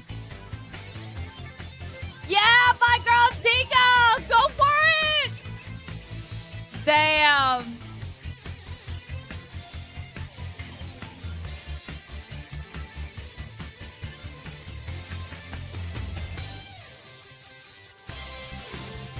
All right, have a good one, Rolo. Thank you so much. Good luck to your phone. Look at him, he's so cute.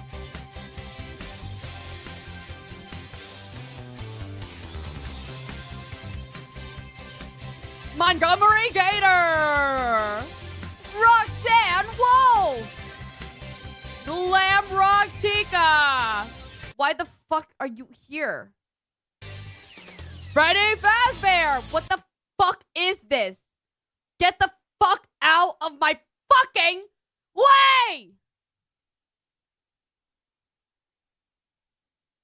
I don't even have a little X I can press on it. If I open it, can I close it? Shit. You bitch! Ah, man. Ah, dude. Cucked, bro. Honestly. Settings. Annotations? Is that what it is? No, that's not it. Is it?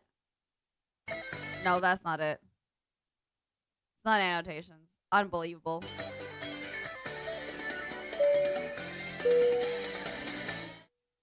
Interesting. Very interesting. Okay. CNG Rolo is now boarding. Welcome to Label Air. Hope you have a safe and enjoyable flight. I know the video uploader put it there, but like, at least give us some time afterwards instead of putting it right there. You know what I'm saying? For one night. Looks Come like on, the what new is team this? forgot to Fucking amateur hour out here. You ever heard of Axel? Axel would never do some shit like that. the title of the franchise. But that's nothing, that's easy. Once you start looking into secret rooms, secret tapes, secret endings, secret minigames, and actually bother to read all the emails and item descriptions, you learn that there is a lot more here. Stuff that looks both backwards at the series that came before and forwards into what is coming next. Stuff that, quite frankly, I'm still working on piecing together. This is a big game. Or maybe nah. with lots of places to hide things. But Or just today, simply I want to focus don't. on a mystery that I do feel like I have a pretty solid handle on. The relationship between Gregory and Glamrock Freddy. What's the deal with this random kid, and why is a killer animatronic suddenly trying to help him? Like seriously, the game kicks off with this incredible cutscene. Everyone is living their best 80s-tastic lives on stage before Freddy suddenly glitches out and smash cut to Gregory just being there, I guess. It is one of the weirdest, most jarring intros to a game ever. And then from that point forward, we're just expected to assume that everything is perfectly normal, no explanations necessary. So I'm here to give you Yeah, that sounds like some FNAF shit. that explanation, because I strongly Why? suspect No explanations necessary, you just said, my bro. that this boy is not a boy, and this robot is not a robot, and that the story of their relationship is one that's trying to make amends for one of the earliest and most pivotal points from this entire franchise. To begin, let's establish what we do know about Gregory in order to piece together the rest. So, what does the game offer us in terms of his backstory? Nothing. First and foremost, we know that he's pretty much off the radar. At the start of the game, Freddy does a quick scan only to realize Your guest profile is unknown to me. Similarly, when security guard Vanessa is chatting it up with Freddy, we hear this part of their conversation. That is great news. He can be returned to his parents. He can't. Turns out there's no record of him. Clearly, Gregory is not a guest at the that's Pizzaplex. interesting. It also seems like he has nowhere else to go. In the game's bad ending, unlocked by just leaving the building at 6 a.m., we see Gregory winding up in an alleyway sleeping in a cardboard box. He appears to be homeless. He's an orphan. This then explains Whoa, that's crazy. Isn't leaving like supposed to be okay? I survived. That's interesting. a few other Holy things that we shit, see around the Bento, Pizzaplex. congratulations. In a couple That's amazing. Holy fuck. of hidden locations around the building, we find little dens that are filled with drawings, plushies, and beds. The most notable one being the one behind the daycare center. Gregory seems to be living inside the Pizzaplex, which would explain his lack of a guest pass. We can't even be sure that his name is Gregory. In the game's opening scene, Gregory has no issues speaking to Freddy. Will you shut up? Who said that? I did. However, once Freddy asks him for his name, he stutters. I'm Gregory. Why would he stutter on his name when That actually, yeah, no, that sounds like someone who is about to pull a name out of their ass. he was clearly fine answering everything else just seconds before? So, what? Is that it? Gregory's just some homeless kid that sets up shop in the Pizzaplex and happens to get wrapped up in Afton and Vanny's plans? Yeah, right. Of course not. Nothing in this franchise is ever an accident. Take a look at Gregory here. Notice anything familiar? Dark eyes, brown hair with a piece fallen between I mean, those eyes aren't really that dark, but okay. his eyes, shorts, a shirt with 2 stripes across the middle. Ladies and gentlemen, Gregory is none other than the crying child. Don't believe me? Early on, we get this weird moment when Freddy suddenly stops what he's doing and says this. I feel you are broken. We all know that the language in this franchise is never chosen by accident. Everything is meticulously crafted, so is it a coincidence then that the word broken is only used one other time in the FNAF I'm gonna put you back together. series to describe a child? That iconic FNAF 4 clip with crying child and golden Fredbear, you're broken, we're still your Do friends. you remember I your will put name? you Oh my back god, together. Bento, The that's fact a that both good crying fucking child one. and Gregory look alike and are considered to be broken screams of a connection existing between these two. To be fair, this is pretty fair so far. Like, if it's not necessarily, I mean, obviously this thing's alive. This child is alive. That's interesting. But like, you know, reincarnation type wise, it's very interesting. Him being the crying child would also explain why he has nowhere else to go. His dad is an undead Everybody's zombie fucking living gone. inside a yellow bunny suit, and his mom is MIA. There's also lines like this. Your parents want you to follow me. Your family is looking for you. Let me take you to your parents. On one hand, this just sounds like Chica spouting out some generic security protocol. On the other hand, if indeed Gregory is the crying child, Chica's lines here take on a whole new meaning, because she is quite literally bringing him to his family, his father living in the basement, William Afton. But obviously there's one big problem with this. Where's Ballora then, the quote unquote mother? that I'm sure all of you are screaming at your monitors or typing aggressively down in the comments. He's dead! Crying Child is dead. He died in FNAF 4 when his older brother Michael picked him up to be chomped. And not only did he die, his soul then went on to be one of the two spirits possessing Golden Freddy, the other being the vengeful spirit Cassidy, before he was finally put to rest by the puppet in the happiest day ending of FNAF 3. This kid is well and truly gone. He is removed from the franchise. I feel like He is one of the few cards that are officially I should let it go. I should hear it before I criticize it. Off the lore table. So why then do I dare invoke his name here? Because Gregory is a robot, a rebuilt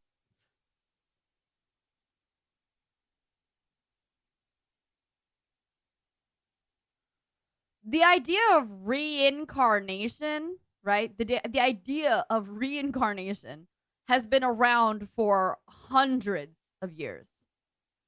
Like so many, literally so fucking long. It's been in the texts of a million different religions. Like, it makes more sense to him to say this is a robot than to say it's like a reincarnated version so that we can play the game and be, you know, familiar with the concept of this child already. Like, anyways, warning for the cop-out alarm.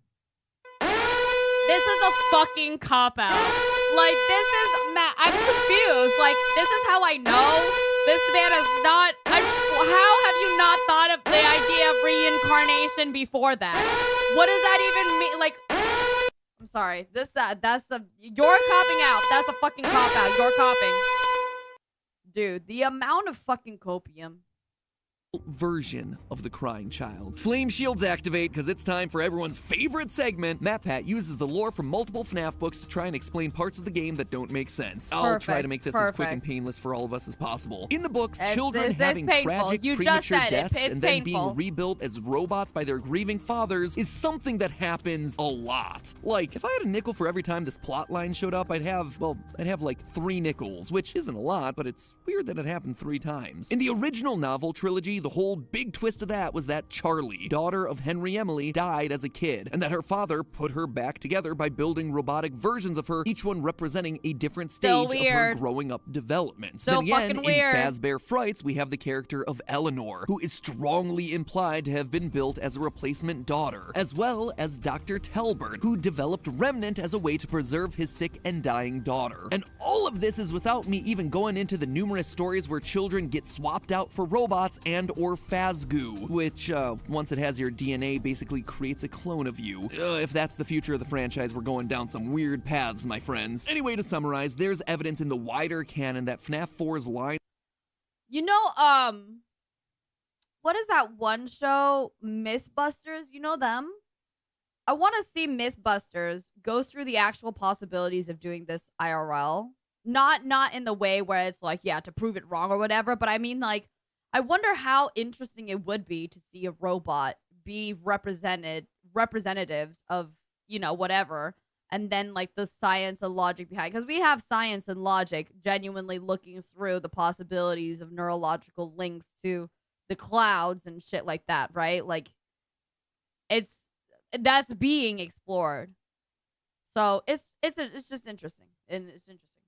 About the crying child being broken and needing to be put back together were meant to be much more literal than any of us first suspected. But we don't even have to go that far. Within Security Breach itself, there is plenty of evidence to suggest that Gregory isn't I believe exactly that what shit. he Like, seems. When Vanny spots you and starts to get closer, your vision gets a CRT effect. Basically, the horizontal lines that old TV monitors used to get. And it's worth remembering that since this is a first-person game, that is representing your vision. So why are your eyes suddenly behaving like cameras on the fritz? Unless, you know, they are cameras on the fritz. Later in the game, once we defeat Roxanne Wolf, we can take out her eyes and upgrade Freddy. Our Fazwatch tells us that, quote, Roxy sees things differently than others. Sometimes she'll stare and talk to the other bots through walls. She's able to see things that others can't, which allows us to see collectibles like secret CDs. In a way, she has a sort of X-ray vision, which is why when you first install him into Freddy, his comment really stands out. How are your new eyes?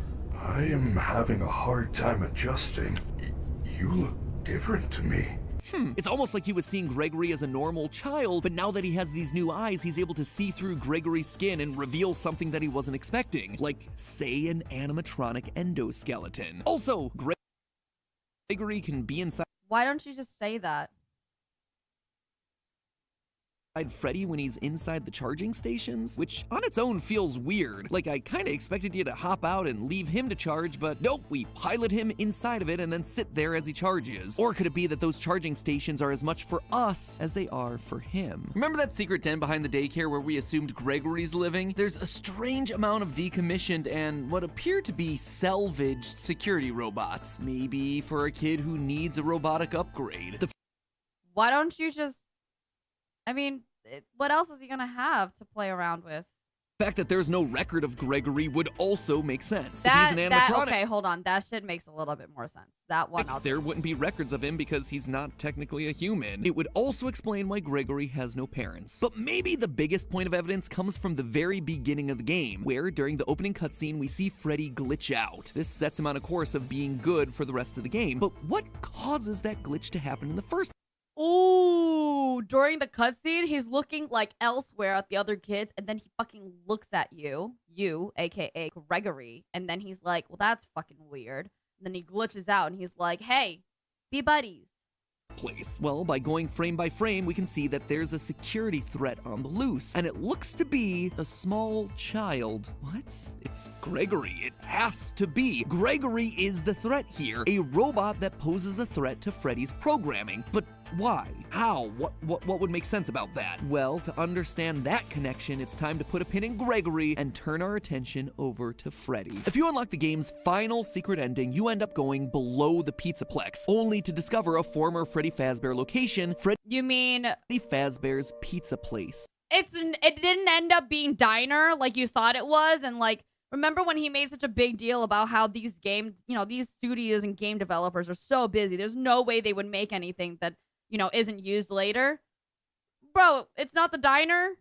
If that name doesn't mean anything to you, it shouldn't, really. Most of the restaurants in the series go unnamed. But while the name might not mean anything, the layout should be a familiar one. One large rectangular stage with lights on the trim and big speakers on either side, and a smaller semicircle stage right next to it. It's from FNAF 6, Pizzeria Simulator. Notice the stools that are placed right in front, the checkered floor. We even have purple striped tablecloths and blue, green, and... I want you to know, even though I didn't say it, okay? When this showed up, I was like, I'm pretty sure Pizza Place had something like that. Like the Pizzeria Sim has something like that. I want you to know rectangular that. stage with lights on the trim and 6 Pizzeria Simulator. Notice the stools that are placed right in front, the checkered floor. We even have purple striped tablecloths and blue, green, and red plates exactly like we saw in Pizzeria Simulator. As a refresher, this is the location that Henry lured all of the roaming animatronics to in order to burn them to the ground one final time. Although for one of you, the darkest pit of hell has opened to swallow you whole. So don't keep the devil waiting, friend. And this is it, here. Seems like Henry's plan didn't quite work as expected. We still see pretty much everyone that he tried to torch away, and they're all alive and well and thriving underground. Springtrap is there, Molten Freddy is there as this big black blob, and if you look inside that blob, you can even see Baby, and heck, even the puppet. Kinda lessens the impact of that Savage Henry speech from FNAF 6, but whatever. Anyway, the reason I bring this up, outside of it giving me a chance to remind everyone that Yeah, I love when fire doesn't actually kill anything. Isn't that fucking crazy? I totally called something like this happening at the end of the last theory from a year ago, is that one character is notably absent here, Michael Afton, who we're reasonably sure was the guard working at the FNAF 6 location and the one who helped to burn it down. And to you, my brave volunteer, who somehow found this job listing not intended for you. Although there was a way out planned for you, I have a feeling that's not what you want. I have a feeling that you are right where you want to be. After being scooped, turning purple, and trying to undo his family's sins location by location, he... Wait, is it... Okay, are we... I just want to know, right? It is confirmed that's Henry. This is Henry. Because if anybody tries to tell me it's not fucking Henry later, I'm gonna be... Please tell me it's Henry. Okay, thank God the voice is fucking Henry. Jesus Christ. He went down with the shit. If I have to wait 5 episodes to hear Matt Pat say, maybe this wasn't Henry all the time, I'd lose my shit. And burned alongside his father and sister, which means that presumably he should be here somewhere, and yet he's not. Unless, of course, he's taken on a new form, say perhaps Glamrock Freddy. We know for a fact that What? Freddy's been down here based on some of the lines that he drops during Wouldn't his fucking body be somewhere? the finale. I know what this is. I have been here before. She brought me here. I had no choice. Now I have a choice. I have changed. My friends are here. They are so angry, confused, but I can protect you. So he's in a place where he can get possessed. We also hear that Freddy isn't acting like his normal self, saying, I am not me. And in yet another end. Dude, why do I have so many feelings for Freddy? Why is Freddy so sweet? I want to hold Fred. I forget it. Freddy's so sweet, dude. He's so nice. He's just like, what the hell? Okay, anyways. A lot of that dialogue is supposed to show certain things, but I don't feel like that dialogue shows certain, like, the things that he's trying to show me. I feel like that dialogue is showing me other things. I just can't put my finger on it because I can't. But you know what I'm saying, though? Ending, the fire ending, Freddy is more than prepared to set the place ablaze, much like Michael Afton did to Fazbear Frights at the end Hi, of FNAF 3. Blugo. Hello, I guess hello. old habits die hard. Oh, I And love nothing Night says at the that clearer Museum. than the That's so replica of good. Mike's room from sister location Wait, that's hold on, its hold on. blaze, much like Michael Afton, the fire ending. Am not Also, me. and in yet another ending, the fire ending, Freddy is more than prepared to set the place ablaze, much like Michael Afton did to Fazbear Frights at the end of FNAF 3. I guess old habits die hard. Well, and I nothing won't says that assume clearer that. than the replica of Mike's room from sister location that's hiding inside the Pizzaplex. Yeah, for those of you who don't know, hidden That is actually kind of crazy. That's, you know. inside the mall is the exact replica of Mike's living room from sister location, down to the TV, lamp, and basket of exotic butters. Exotic butters. But here's the kicker. My Over God! on Mike's wall is a coded message, one that was solved through an incredible team effort from Dawko and the rest of the FNAF subreddit. It reads as follows, quote, "Break and mend, I built the breath. They hunt now, drawn to life. Not real, still me. And frit and fraught with thought and zest, and guessed no blunt woes. Dodge, duck, flash, shoot, crawl, run, crush Did he just pronounce jest as guest? the vile band." How's the timeline comprehension? Oh, we're not there. We're not even at ultimate timeline yet. The last timeline we did was I called bullshit on the whole fucking thing. Oh, what the hell? Sorry, my eyes are bad now. My brain is bad. My brain is bad as hell. And cry not, try not, do not hold out hope. Your life, your aim will save those with soul. I feel like this is some sort of a poetry reading. Snaps, everyone. Snaps. Snaps. Yeah, man, cue the bongos. All right, basically, this is just a bunch of Nothing. fancy It's not talk, important. It's all not important. relating to Mike's personal journey. The first line is all about breaking and repairing things, and in doing that, creating new life. In other words, Ennard and Baby. The rest is all about his commitment to try and stop the evil animatronics and try to save any of them with a soul left in their bodies. Now, does the presence of this room and poem necessarily mean that Mike is Freddy? No, but I do think it's telling that we're reminded of Mike's commitment to save everyone inside of a room that you're required to find alone in the dark, i.e. without Glamrock Freddy hovering over your shoulders. Heck, during the finale, we even get this line from Glamrock Freddy. My friends are here.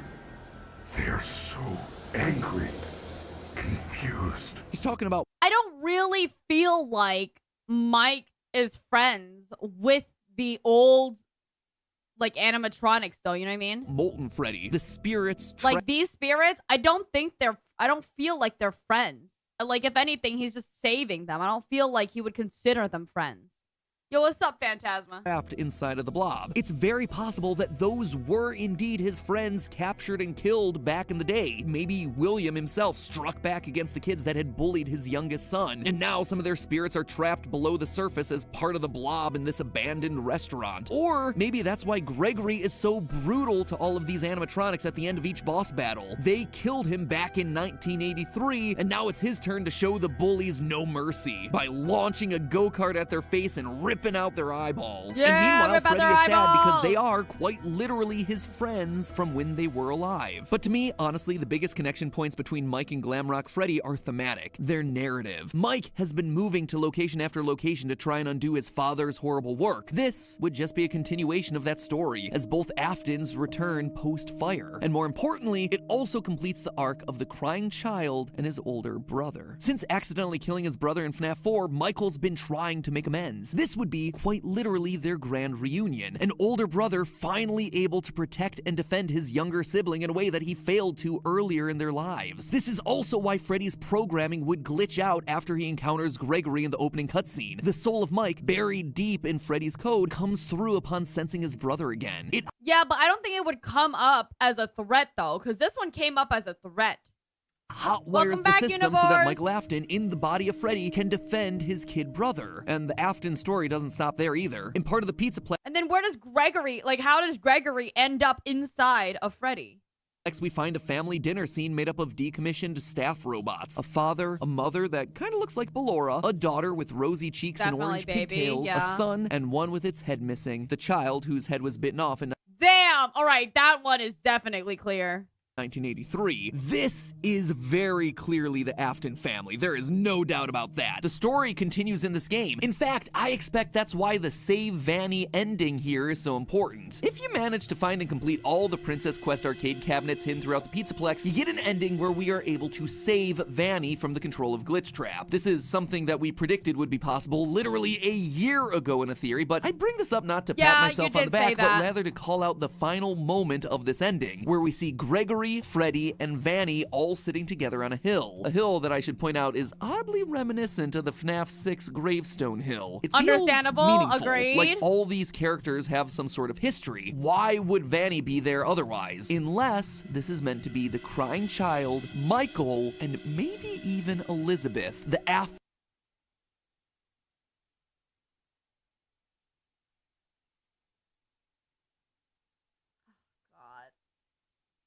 God. It's like, as the minute I start going along and I'm like, yeah, you right. It just, I don't know. I feel like he's pulling Elizabeth out of his ass. Afton children, the three kids who literally had their lives stolen by the evil deeds of their father, finally reunited, finally able to share a moment of peace on this hill. After all, Vanessa does have green eyes and blonde hair, just like someone else that we know from the series, but that's probably a theory that's best. Vanessa's quite pretty. They made her. Save for another day. Long story short here, Gregory isn't just any kid. He's not just the crying child either. He's the rebuilt version of the crying child, an animatronic designed to fill the void left by the death of Afton's Still hate it. youngest son, literally put back together piece by piece. And Mike, meanwhile, is also back, glammed out this time, continuing to make amends for his past by reuniting with the brother that he accidentally killed as a kid and Probably protecting a him in theory. a way Yeah. that he never I could mean, before. Which then this leaves is all us a with the theory, question, right? who's Vanny? How does she fit into all this? Why does she fit into all this? And why does Robot That's because she's Tape Girl, actually, from a few games ago. That's why everybody else is losing their fucking mind, saying, well, she's just a new person, but then she doesn't fit into all of this. Why would she fit into it? I'm just saying. Gregory glitch out each and every time she gets close? That, my theorists, will have to wait for the next episode, because this episode's running along, and honestly, I need more time to think through the answers. So in the meantime, theorists, remember, hit that subscribe button so you don't miss how all these clues fit together. You're not going to want to miss that next episode, the other one. mostly because, you know, if you do, the FNAF Do the world other will one. no longer make any sense to you whatsoever. Plus, hitting the subscribe button's free, and let's be honest, at this game yourself to see how it all plays out. But for now, remember, it's all just a theory. A game theory. Thanks for Oh watching. my God. Gregory, Okay. do you see that bit of green spinach in your teeth? Have you ever heard of Fortnite, Gregory? You need to floss. You need to floss, Gregory. What the fuck is he doing? What the fuck is this? Well, this is embarrassing. I'm gonna let you guys have this one, and I'll see you next game. I always come back, and Where isn't Help Wanted before this? Help Wanted. Why would you be playing as Vanessa? Help Wanted came out first, right? So what? In Help Wanted, a character named Vanessa was around? Because I'm pretty sure he only came up with that one during Security Breach.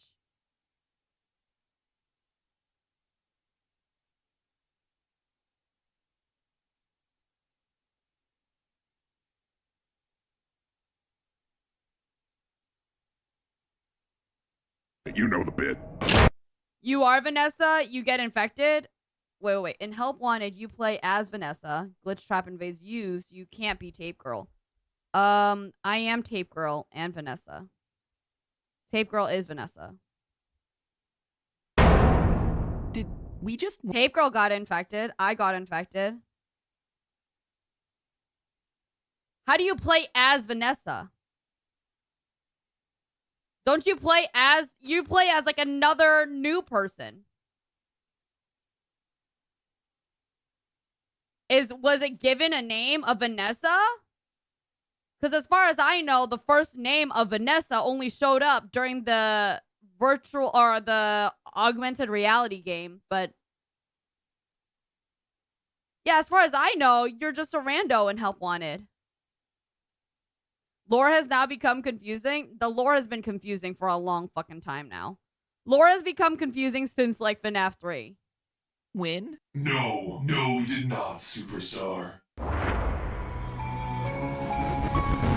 Vanessa was name dropped in the AR game. Hello, yeah, Internet. name dropped in Welcome the to AR Game game, but it's Theory, not. the show that's proud to pick the nerdiest option Not in the available. original Anyone Help that picks Wanted. Monty Golf is just a nerd. Woo! Gator Golf. Joke's on you, Mark. Fazcam is OP.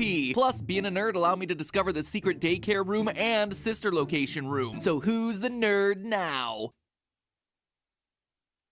Me. It's still me. Last time we dove into the That's time travel funny. ball pit that is Five Nights at Freddy's Security But she Breach. was a I tape walked away girl, with but some, unnamed let's just call during them Help Wanted. divisive conclusions. Basically, it was an episode with 3 separate Yeah, theories packaged together. I believe that, Shinobi. I genuinely sit down and I'm like, I have no reason not to believe that Vanessa's not also the tape girl. We proposed one, that Glamrock Currently, Freddy all right, wasn't just your currently. average sentient animatronic, but rather was possessed by the spirit of Michael Afton doing everything he can to protect Gregory. This one was generally well received, so cool, let's keep Really? going.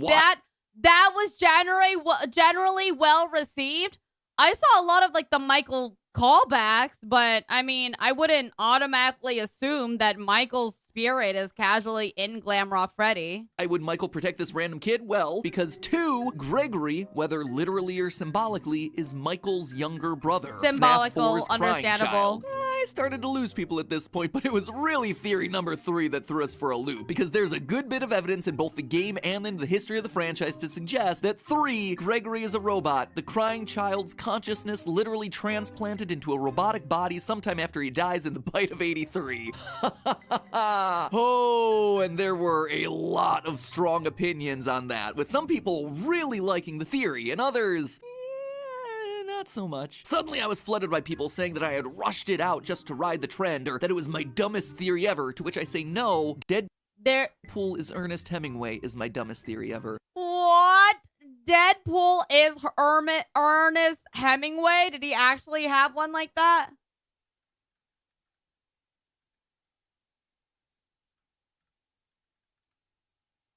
All right. That's amazing. That's genuinely amazing. Now I know for sure Matt Pat is just having a great time pulling anything out of his butt.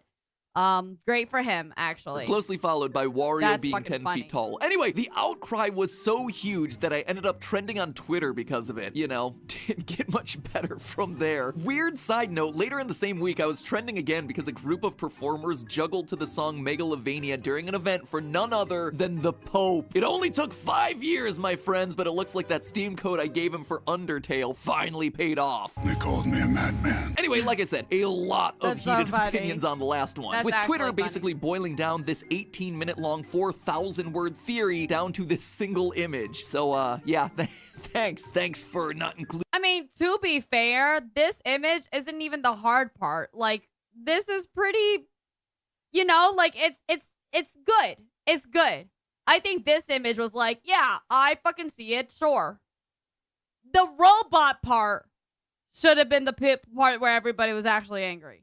Including literally anything else from that last video. So before we get to the next Surprise, surprise. I mean, what are you thinking? There's 44 fucking episodes I just watched. This is the 45th episode, okay?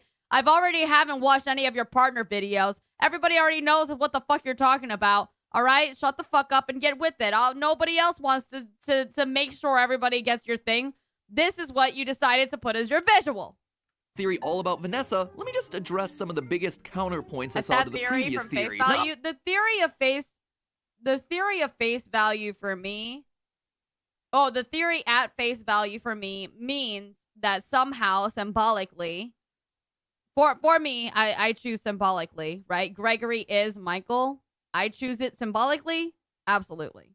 Like, that's a good theory for me. I like that shit.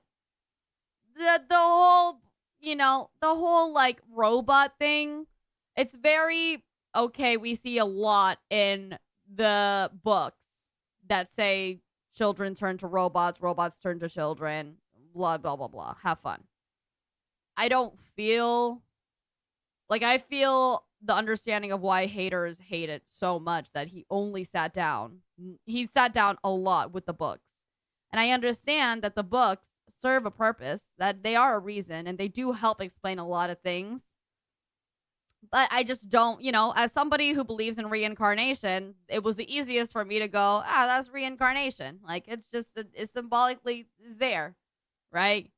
I don't immediately go to all the crazy ass shit the book says, because now the book's talking about fucking goo. Do I need to start putting that into every other one of my theories about the game?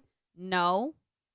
Because I'm convinced I'm right. Far from it, in fact. But because I think that the Gregory That's is what I'm crying saying. child theory currently fits the best with everything the game Gregor. I meant Gregory as Michael's brother. Sorry, not Michael. That's what I meant. Is crying child is presented to us thus far. First, one of the key pieces of evidence last episode was this line right at the start of the game where Freddy says to Gregory, I feel you are broken. This, to me, was a clear Okay, I connection don't need to to go police, through but this, thanks 'cause I to a believe you. secret room found in Sister Location, we know that psychic friend Fredbear is actually a plushie with a walkie-talkie inside of him. A walkie-talkie that allowed William Afton to just a reminder, you first said that it was TV cameras. scare and manipulate his youngest son. Father of the year, ladies and gentlemen. Also know that throughout FNAF 4, all of William's lines use the color FFFF57, a bright golden yellow. Golden bunny, golden yellow makes sense. But the iconic final lines of "You're broken, I will put you back together" actually use a different color. He's gonna pull this again, but he's not gonna talk about the girl? A lighter yellow. Or is he going to talk about the girl? A 0. Back then, we never really came to a satisfying explanation. Was it a mistake? Was it another spirit? Was it maybe the puppet? But now, 7 years of No, because you said that the other girl had the exact same one. You literally pulled out the other girl's colors and was like, this matches, and that's why this is circus, baby. Dun dun. Like, that's what you said. So what now? That her color's not the same?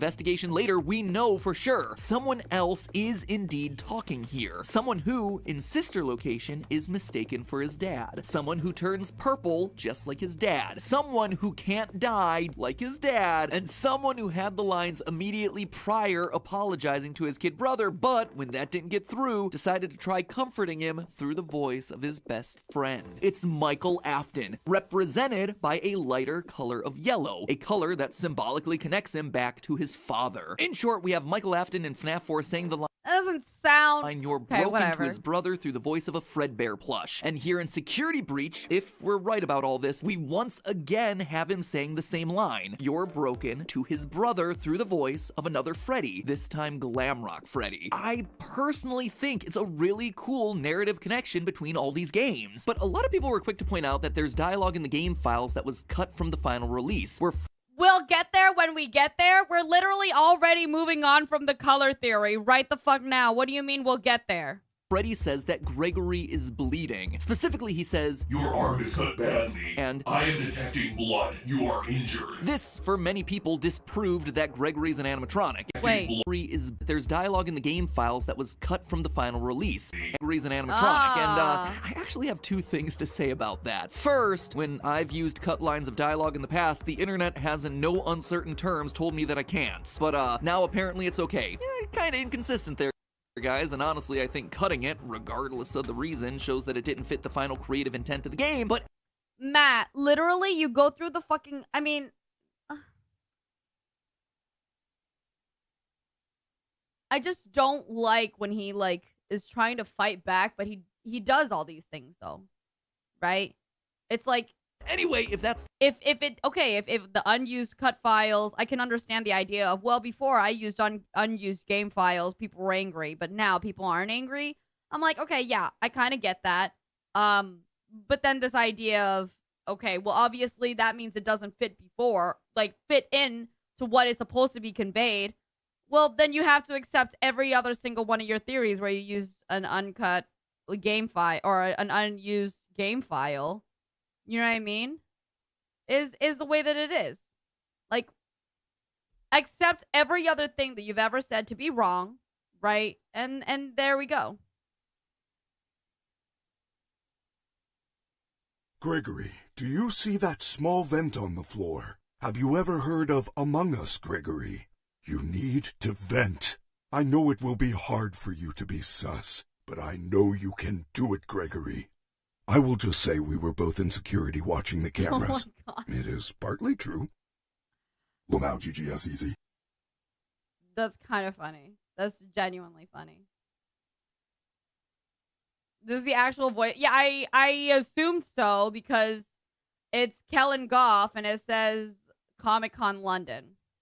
the case, then I gotta bring this line up. A cut line of dialogue discovered by GB Aura Recharged in the game files. This one is Freddy saying, Gregory, I know why you're not in the customer database. I remember you from the... And it cuts off. Obviously, it's vague. It's kept very intentionally vague. But it also shows that Gregory is special in a way that the other disappeared kids aren't. There's a reason he's not in the customer base. He's from somewhere specific that Freddy knows about. If I were to guess, I'd say like the underground pizzeria, but you know, that's just me hypothesizing. Adding to the Gregory is special idea is the fact that Chica knows his name. She calls it out in the middle of the pizzeria. That is detail weird, for a kid actually. who supposedly has no records in Yeah, the system. that's a real- Secondly, that's and a real I fucking hate to be the weird. bearer of bad news here, but in the books, because everybody loves when I go back to that well, animatronic children do actually bleed. They can also cry and feel cold. Heck, they can even feel hungry and eat. And you don't even have to go to the books for that one. You can just see it with Chica's Hi, pizza Spectre. obsession and Hello, security hello. breach. So to tell me that a robot child can't bleed, I think you gotta really look at the franchise that we're talking about here. And for everyone who is confused about the timeline of crying I feel like the franchise that we're talking about, you, like, I don't know. If, child still being alive and the fact that he would be I'll older wait at an this extra point, that 5 wouldn't videos. actually be the case. Animatronic children in the books stay at whatever age they're built to be. Charlotte Emily actually had 4 separate versions of herself built, one for each stage of her life, so that way she could grow older, but she would just assume a new animatronic body each time. So crying child still being young would actually make more sense here. And to everyone saying, why would he say stuff like, don't want to be crushed and twisted into a meat pretzel? No, again, Charlotte in the books is shocked to learn her true nature in the final chapters. Her consciousness had been grafted onto a childhood toy while she was alive, and after her tragic death, had been placed inside of her robot body to function as her memory. So for all she knew, she was just a normal human being just like anyone else. Is it dumb? Yeah, I'll say that it is. Is it complicated? Oh yeah, absolutely. But is it giving us insight into the rules that Scott and everyone who touches this universe operate by? Yes, it undeniably is. Lastly, for everyone who spammed my feed with pictures of sad white boys in striped shirts saying that you had found the crying child, This is fucking funny. thank you for your help uncovering the lore. I get the joke. All white boys with brown hair and striped shirts are apparently the crying child. But remember what series we're talking about here, friends. I mean, to be fair, that is the strongest part of this theory I hold on to. Like, he pulled up that... I saw that graphic and I was like, no, that sounds about right. I would understand. I would agree. Right? The robot part is the one where I don't agree with. Visual design details have always been So an was Vanny important part Tape of Girl? figuring these games I mean, it doesn't... There's nothing to say if Vanny's not Tape Girl. So yeah, Vanny's Tape Girl. out. Take a look at Baby. During Sister Location, she has green eyes, but Vanny's the evil version of Vanessa, and Vanessa can definitely be Tape Girl. when you play her minigame, she has blue ones, at least until she kills Elizabeth Afton, who, lo and behold, had green eyes. Superficial design features like this. What, Axel? What? Really? Okay, show me the fucking money where Scott said this bitch ain't Tape Girl, right? Show me the fucking money. Help us to connect the dots. Are they the be-all and end-all of evidence? No, but they do help support an argument. So a little brown-haired boy in shorts with a shirt and 2 stripes seems sus. Have you ever heard of Among Us, Gregory? Speaking my of God. eyes, for all the complaints about the last episode, no one seemed to have any answers to what I see as the 2 strongest pieces of physical evidence here. Why does Gregory look different when Freddy gets Roxy's X-ray eyes? You look different to me. And secondly, why does Gregory's vision glitch when he sees... Hold on, I'm reading something. Game Theorist by Dream of a Game. Read more. I had some thoughts about Vanessa and Tape Girl. Let's see. Where's the if part? We can't play as Tape Girl. Tape Girl herself runs a fragmentation code seemingly before she gets fully taken over. I see as far as Tape Girl theories go, a lot of them seem to be along the vein of she is Vanessa or she is not. If she is Vanessa, then FNAF VR is a story of her being taken over by Glitchtrap, and we're a passive observer to her corruption that leads up into her role as the main antagonist of Security Breach. As far as I can tell, this has been a prevailing theory for a long time, largely as a matter of simplification. Tape Girl is corrupted by Glitchtrap, Vanessa is corrupted by Glitchtrap, therefore they are the same.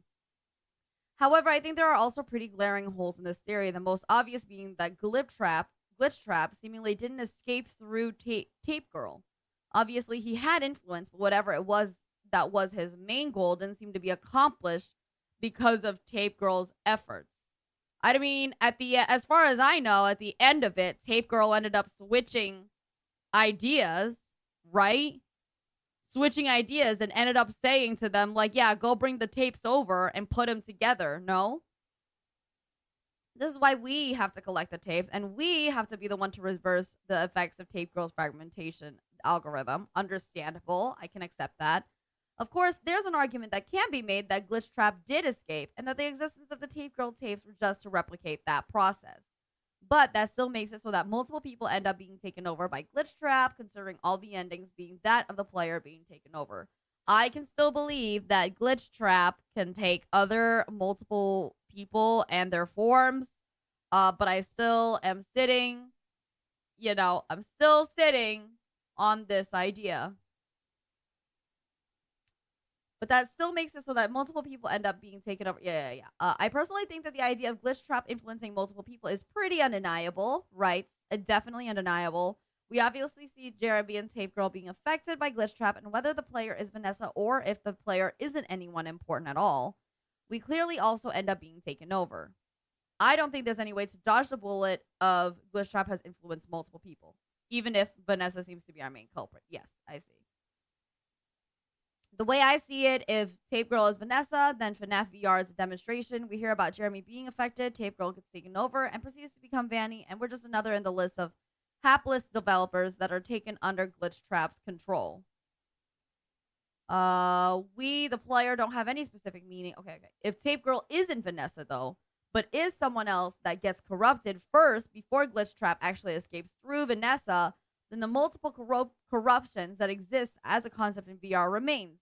But now our actions in VR retain a degree of significance. Collecting the tapes isn't just about getting influenced by the glitch, but perhaps giving him a physical avenue of escape that he couldn't manage without Jeremy and Tape Girl. This explains why Vanny seems to be quote-unquote elevated to a specific level of importance over the other people that might have been influenced by Glitch Trap. She's the one that actually provided him a means of physical escape, and if Patient 46 is Tape Girl, that continues that narrative thread of multiple corruptions and multiple people influenced by Afton, which would give her plus Patient 46 meaning in their appearance in Security Breach. Okay. That didn't really say a lot for me. For me, yeah. That didn't really say too much for me. In either way, they're smashable. So TLDR is more narratively sound if Vanessa isn't Tape Girl. It seems that it's more narratively important. I wouldn't say that it's, you know, I mean, as sound as it can be in a game and series like this, right? I think it depends on what theory you want to approach and take, right? Because some theories will still be disliked by other theorists. This is just like the conversation we had earlier. Some theories will still be not liked by other theorists, but we cannot deny that my theory of Vanessa and Tape Girl being the same wasn't a theory. Okay? So what I think is really, unless something is out here, which so far I'm looking, let's see, Vanessa, Tape Girl. Is Vanessa Tape Girl FNAF? There's a lot of Reddit things out here. Is Tape Girl supposed to be a Vanessa? And then, you know what? Something else. I think in the Freddy Fazbear's Pizza.fandom.com, somebody said that Tape Girl's real name seems to either be Tanya or Gabrielle. And so I don't know where that comes from. Maybe it's going to come later. And if it comes later and I accept that theory, then sure. You know what I mean? I feel like that makes sense. But let's see, February 13th, 2023, somebody else made a video that said why Tape Girl should have been Vanny. What it seems like is it's really nothing really disproves it so far, I feel like. There's a couple things. Besides the Tape Girl's real name, maybe that will completely disprove it. Maybe I'm like, okay, that theory of Tape Girl being straight up Tanya or Gabrielle, like that's their name, you know, then I will continue with that one. Then it will be like, yeah, obviously that conflicts with her being Vanessa, right? But yeah, we'll see. I guess we'll come up and see that. Vanny. Why does he have such a weird visual reaction to her and to literally no Tape Girl and other Vanessa also character just in the don't game? have the same voice. You hear that That's fair. That's fair that Tape Girl and Vanessa just don't have the same voice. But I mean, the other theories on top of that, I don't know how accurate the voices are. Like, we have multiple changing names, right? Like, there's been 4 different Jeremys in this series. So them having separate voices could be, for me, seems like a basic oversight if they really want it to be. Or if it's like, no, we don't have oversights, then it's like, okay, then why is there like 9 different Jeremys? Why did you guys decide that? For funsies? You know what I mean? high-pitched ringing sound as Vanny skips and gets closer? Vanessa, Vanny's voice changed between the trailers and game. It seems to be a disruptor that makes her invisible to animatronics. So, I mean, it's not impossible. People can get recasted. Apparently, it did change between trailers and games. I'm seeing right now the main thing that says, like, oh, this is, you know, the only one of the things that's like, yeah, Tape Girl isn't Vanessa because it seems like Tape Girl's name is supposed to be something else. Right.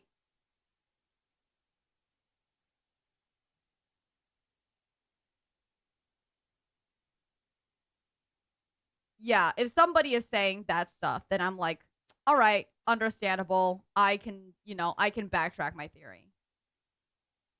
With older model eyes. In the fire ending, Freddy, who couldn't see her at any point in the game, explicitly says, I can see you now. I have new eyes. I mean, this is exactly how the much-hated sound illusion discs from the books work, creating a high-frequency sound to make people and robots invisible and or look differently, but I'm already fighting a losing battle over here, so I'm just gonna gloss over that one. Anyway, to me, it reads as Gregory's robotic eyes being disrupted. I mean, why have CRT lines over the screen and not some other type of filter to show that his vision is getting disrupted? In fact, why have the same CRT lines as the security cameras all around the Pizzaplex? But there's one final piece of evidence I'd like to talk about to help solidify that previous theory before we move on, and that is the screenshot here of the final scene from the Savior ending, where you rescue Vanny from the control glitch trap. And I use quotation marks here because there aren't any official sources giving names to the various endings. In the game files, they're just labeled as S1, S2, and S3 based on the number of stars that you get for them. It is worth noting, though, that this is the only 3-star ending that currently exists, which seems to imply that it has some level of importance to it. But here we see our 3 main characters, Gregory, Freddy, and Vanessa, all sitting on a hill, which, as I pointed out last time, is very similar to the FNAF 6 There's even another interesting thing. What the hell? Something else says here, too. I mean, again, these are all theories. Sorry, I'm still back on the Vanny and wait, what?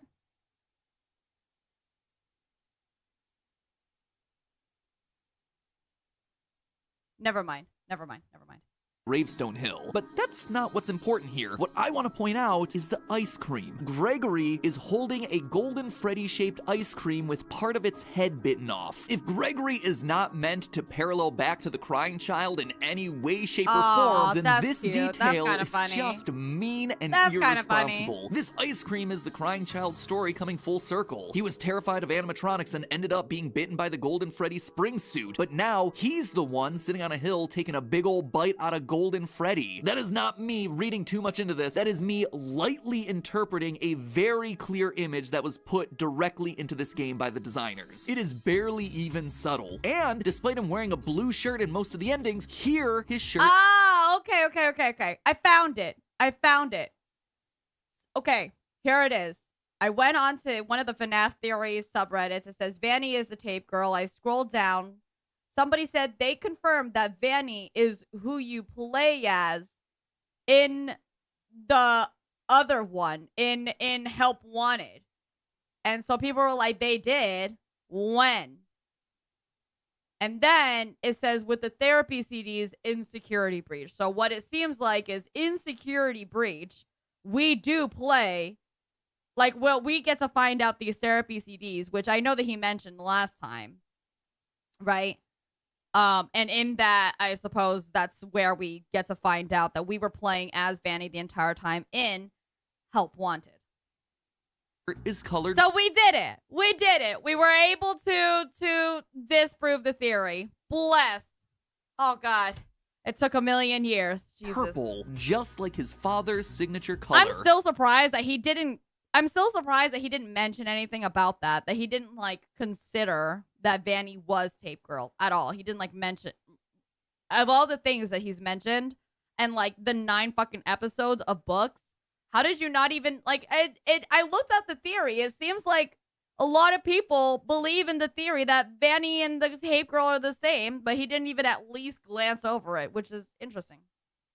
Couple that with literally everything else, his lack of records, the fact that he goes into the charging station. So I stand by my theory that Gregory is an animatronic of the crying child. No, you is it a play perfect as answer? Vanny. No. Do I love the fact that it complicates the lore even more? No. But does it answer the most questions with the evidence that we have? I believe it does. From it's a heck of a lot better than apparently Fazgoo. But now, 4 pages into this episode, let's actually stop to talk about Vanessa, shall we? Last episode, I made a passing statement about how this final image felt to me like the three Afton children getting reunited. Crying child, Michael, and Elizabeth Afton, William's daughter that done got scooped by baby back in sister location. It's a scene that, to me, feels like the narrative finally giving them a sense of closure after they quite literally die as a result of their— I genuinely feel like every single video he has, he's like, yeah, closure at the end of all the games. No more. That's it.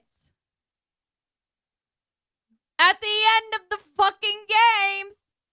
No more. Final.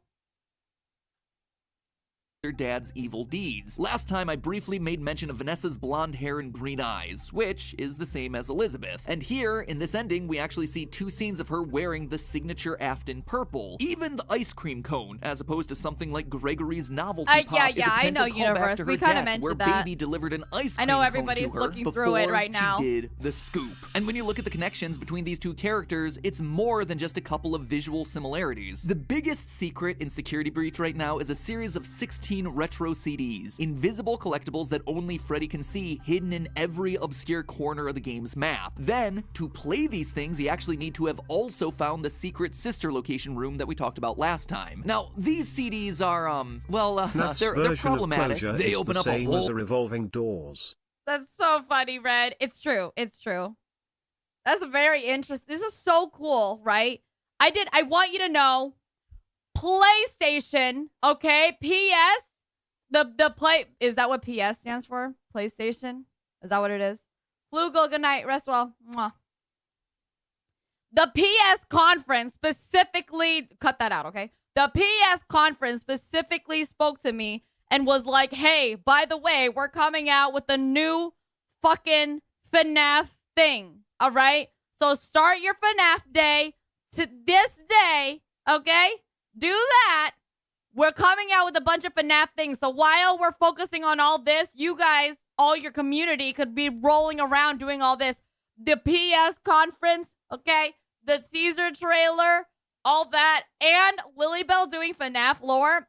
Is this coming in together pretty? Is coincidence? I think not.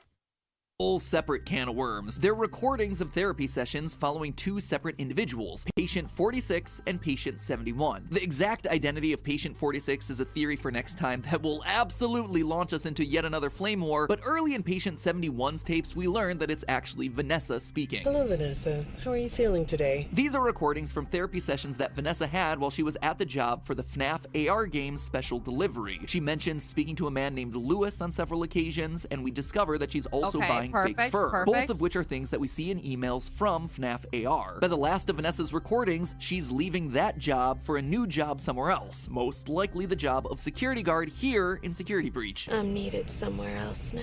But let's dive into the good stuff, shall we? In Vanessa's second tape, we learn about a custody battle that happened between her parents. Her dad won using manipulative tactics, forcing his daughter to falsely testify. Your dad made you follow instructions, didn't he? I'm talking about the custody battle between your mum and your dad. Your dad didn't play fair, did he? He used to make your mum look bad in court. After losing custody of her daughter, Vanessa's mother, well, here's what the tape does. I know your mum after she lost the custody case. Whoa! It glitches, implying that her mother ended her own life, which would explain why Mrs. Afton is that it? The first thing I thought was, I know your mom went on a murder spree. I'm like, that's the first thing I would have thought. But okay. missing from all the games, and why she may have wound up being rebuilt as the motherly Ballora in sister location. But that's the idea if Vanessa is, right? That's like if Vanessa is supposed to represent whatever the girl's name is that I've forgotten because we have a million names that we've gone through today already. Right? Robot that, wouldn't you know it, sings about her inescapable depression now that the walls of her house are empty. All I see is an empty room. No more Stop playing the song! It's empty creepy! tomb. Elizabeth, We also thank hear you. Vanessa lines like this. Oh, You like those? Apparently, the janitor on this floor has a garden and has been putting bouquets in the offices here for years. We Vanessa love likes flowers. flowers. A small detail, but you know me, small details can often We be love the biggest flowers. evidence. Who else do we know in the series that has an affinity for flowers? Well, think back to FNAF 4. Remember this random empty bedroom with a huge portrait of a flower on the wall? It's Elizabeth's room before she got scooped. Then you have Vanessa lines like this. This is the only time we see flowers in the entire game. This is this really is a depressing fucking game then, Jesus.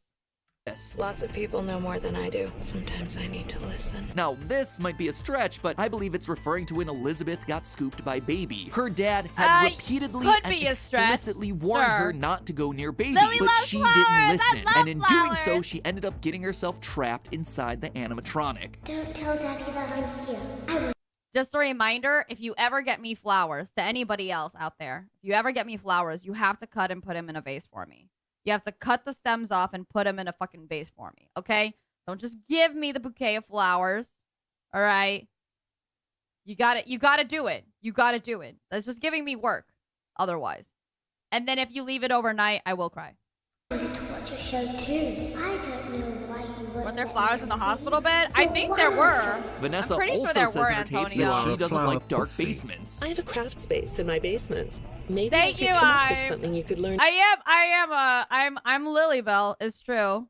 Me rebrands as an actual fucking flower. That's it. Done. Dark basements. I have a craft space in my basement. Maybe I could come up with something you could learn to do. I don't like dark basements. It's another line that seems to be pointing us in the direction of Baby, who is trapped underground for Hello? Hello? Wait a minute. Roxy's just out there elsewhere? Hold on. Space in my basement. Maybe I could come up with something Ooh, creepy. Creepy. you could Okay. learn to do. I don't like dark basements. It's another line that seems to be pointing us in the direction of Baby, who is trapped underground for years in Circus Baby's entertainment and rentals, looking for a way back to the surface. I've been out before, but they always put me back. They always put us back inside. There's nowhere for us to hide here. There is nowhere to go. And to put one final nail in this coffin, right back in the second CD, we actually learn the name of Vanessa's father. I feel like I know your dad. If Lily too. is a flower, Bill. where are the milk, eggs and sugar cores? I think we are forgetting about her cake. My cake right here. Shit, I don't know if you were able to hear that. Did you guys hear that? Yeah? Did you hear that? Nice! Right? Bill is short for William. That's just the game trolling us with a coincidence, right? Wrong. You see, going back to FNAF AR, we learned that Vanessa's line Wait, what? Dad too. Bill. Right? Bill is short for William. That's just the game trolling us with a coincidence, right? Wrong. You see, going back to FNAF AR, we learned that Vanessa's last name begins with an A. What? Are you okay? Is everybody else okay? Is there turbulence? It doesn't show on my end. From there, we can connect the dots. Bill A, William F. My man, you can't go to an airline mascot's whole story and be like, there's turbulence. I literally use that term. That's so fucking funny. But didn't Baby burn at the end of FNAF 6? Well, yeah, she did, but you see how effective that was. How are you not dead? I mean, to be fair, the thought that burning him is going to work is stupid because people have tried to burn him to death obviously. no less than 3 times in this franchise. Spoiler alert, it doesn't work. But here's the kicker. At the end of the game, we meet the Blob, a weird tentacle monster made up of all the original members of the Baby's series. in there. FNAF 1's Chica and Bonnie, FNAF 2's Mangle, Sister Location's Funtime Freddy, a random endoskeleton crawling out of the bottom, the puppet mask without tears, I might Isn't point out, Candy and in there? Baby's face. Now, don't Oh, it's not get me Candy, started sorry, on Baby. this being Baby's original face and not Scrap Baby's updated look where she came back to FNAF 6 in. I have words about that. Anyway, look at them all. I mean, yeah, the originals are there too, so why couldn't original Baby be there? I mean, fucking Puppet without his tears is there, so that's weird, right? Here on screen. You notice anything strange? Most of the animatronics' eyes are lit up. Funtime Freddy, Chica, Mangle, even this random endoskeleton at the bottom. But now take a look back at Baby's mask. The eyes are blacked out. So although the Blob has absorbed Baby's body during the burning down of Freddy Fazbear's Pizza Place, her spirit, the spirit of Elizabeth Baby was Afton, Scrap is Baby no before longer she present. burned? Okay, but now my question is, where were if they have the original, like, Funtime Freddy or the original Freddy, where were they when they didn't burn? What did they look like when they were burning? It is unaccounted for. It is on the loose, and as such, potentially at large within the game. Is she, in some way, Vanessa? And if so, how? The truth is, I don't know. This game has got my brain in so many knots, I might as well be a sailboat. I don't think there's any evidence to support any conclusion at this point in time. But I do know that this is what the evidence is heavily pointing us towards. The design similarities, the missing spirit, the purple color, the ice cream, the voice lines, the personality traits, and again, the narrative theme of 3 Afton kids reuniting and moving on after a traumatic past. It gives everyone this nice full circle ending, even if it's only meant to be symbolic. And also, even if you only you wanted it to be like that specifically, Green really does feel like it's the end, finally, for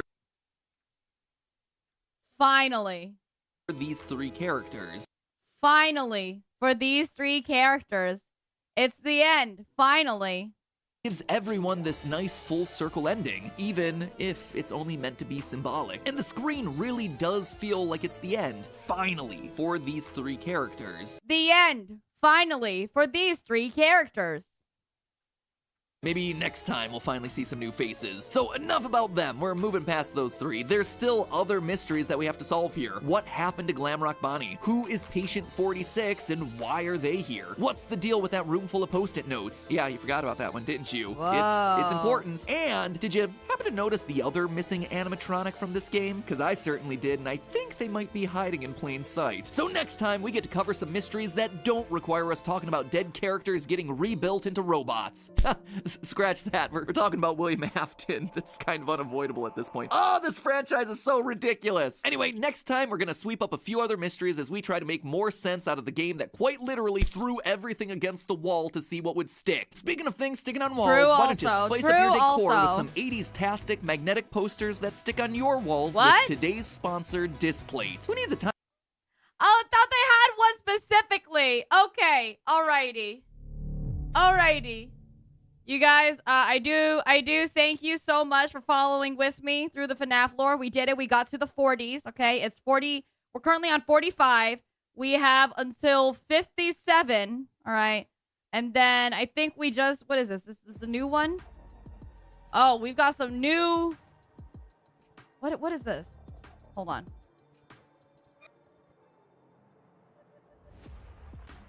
Oh, we've got some new stuff. Yeah, we've got some new trailers that we're going to watch together.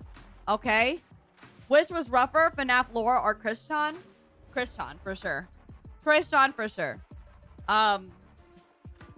Yeah, we're going to get into it hopefully all through tomorrow. But for now, we're going to continue our Valorant training arc. Thank you very much to everybody who's following in. Okay. Let me use the bathroom real quick. Yeah, it's Valorant training our time. Let me use the bathroom real quick and I will be right back for it. Use the bathroom. Go get your water. Go get your snacks. Stand up. Look at something that's not on a screen.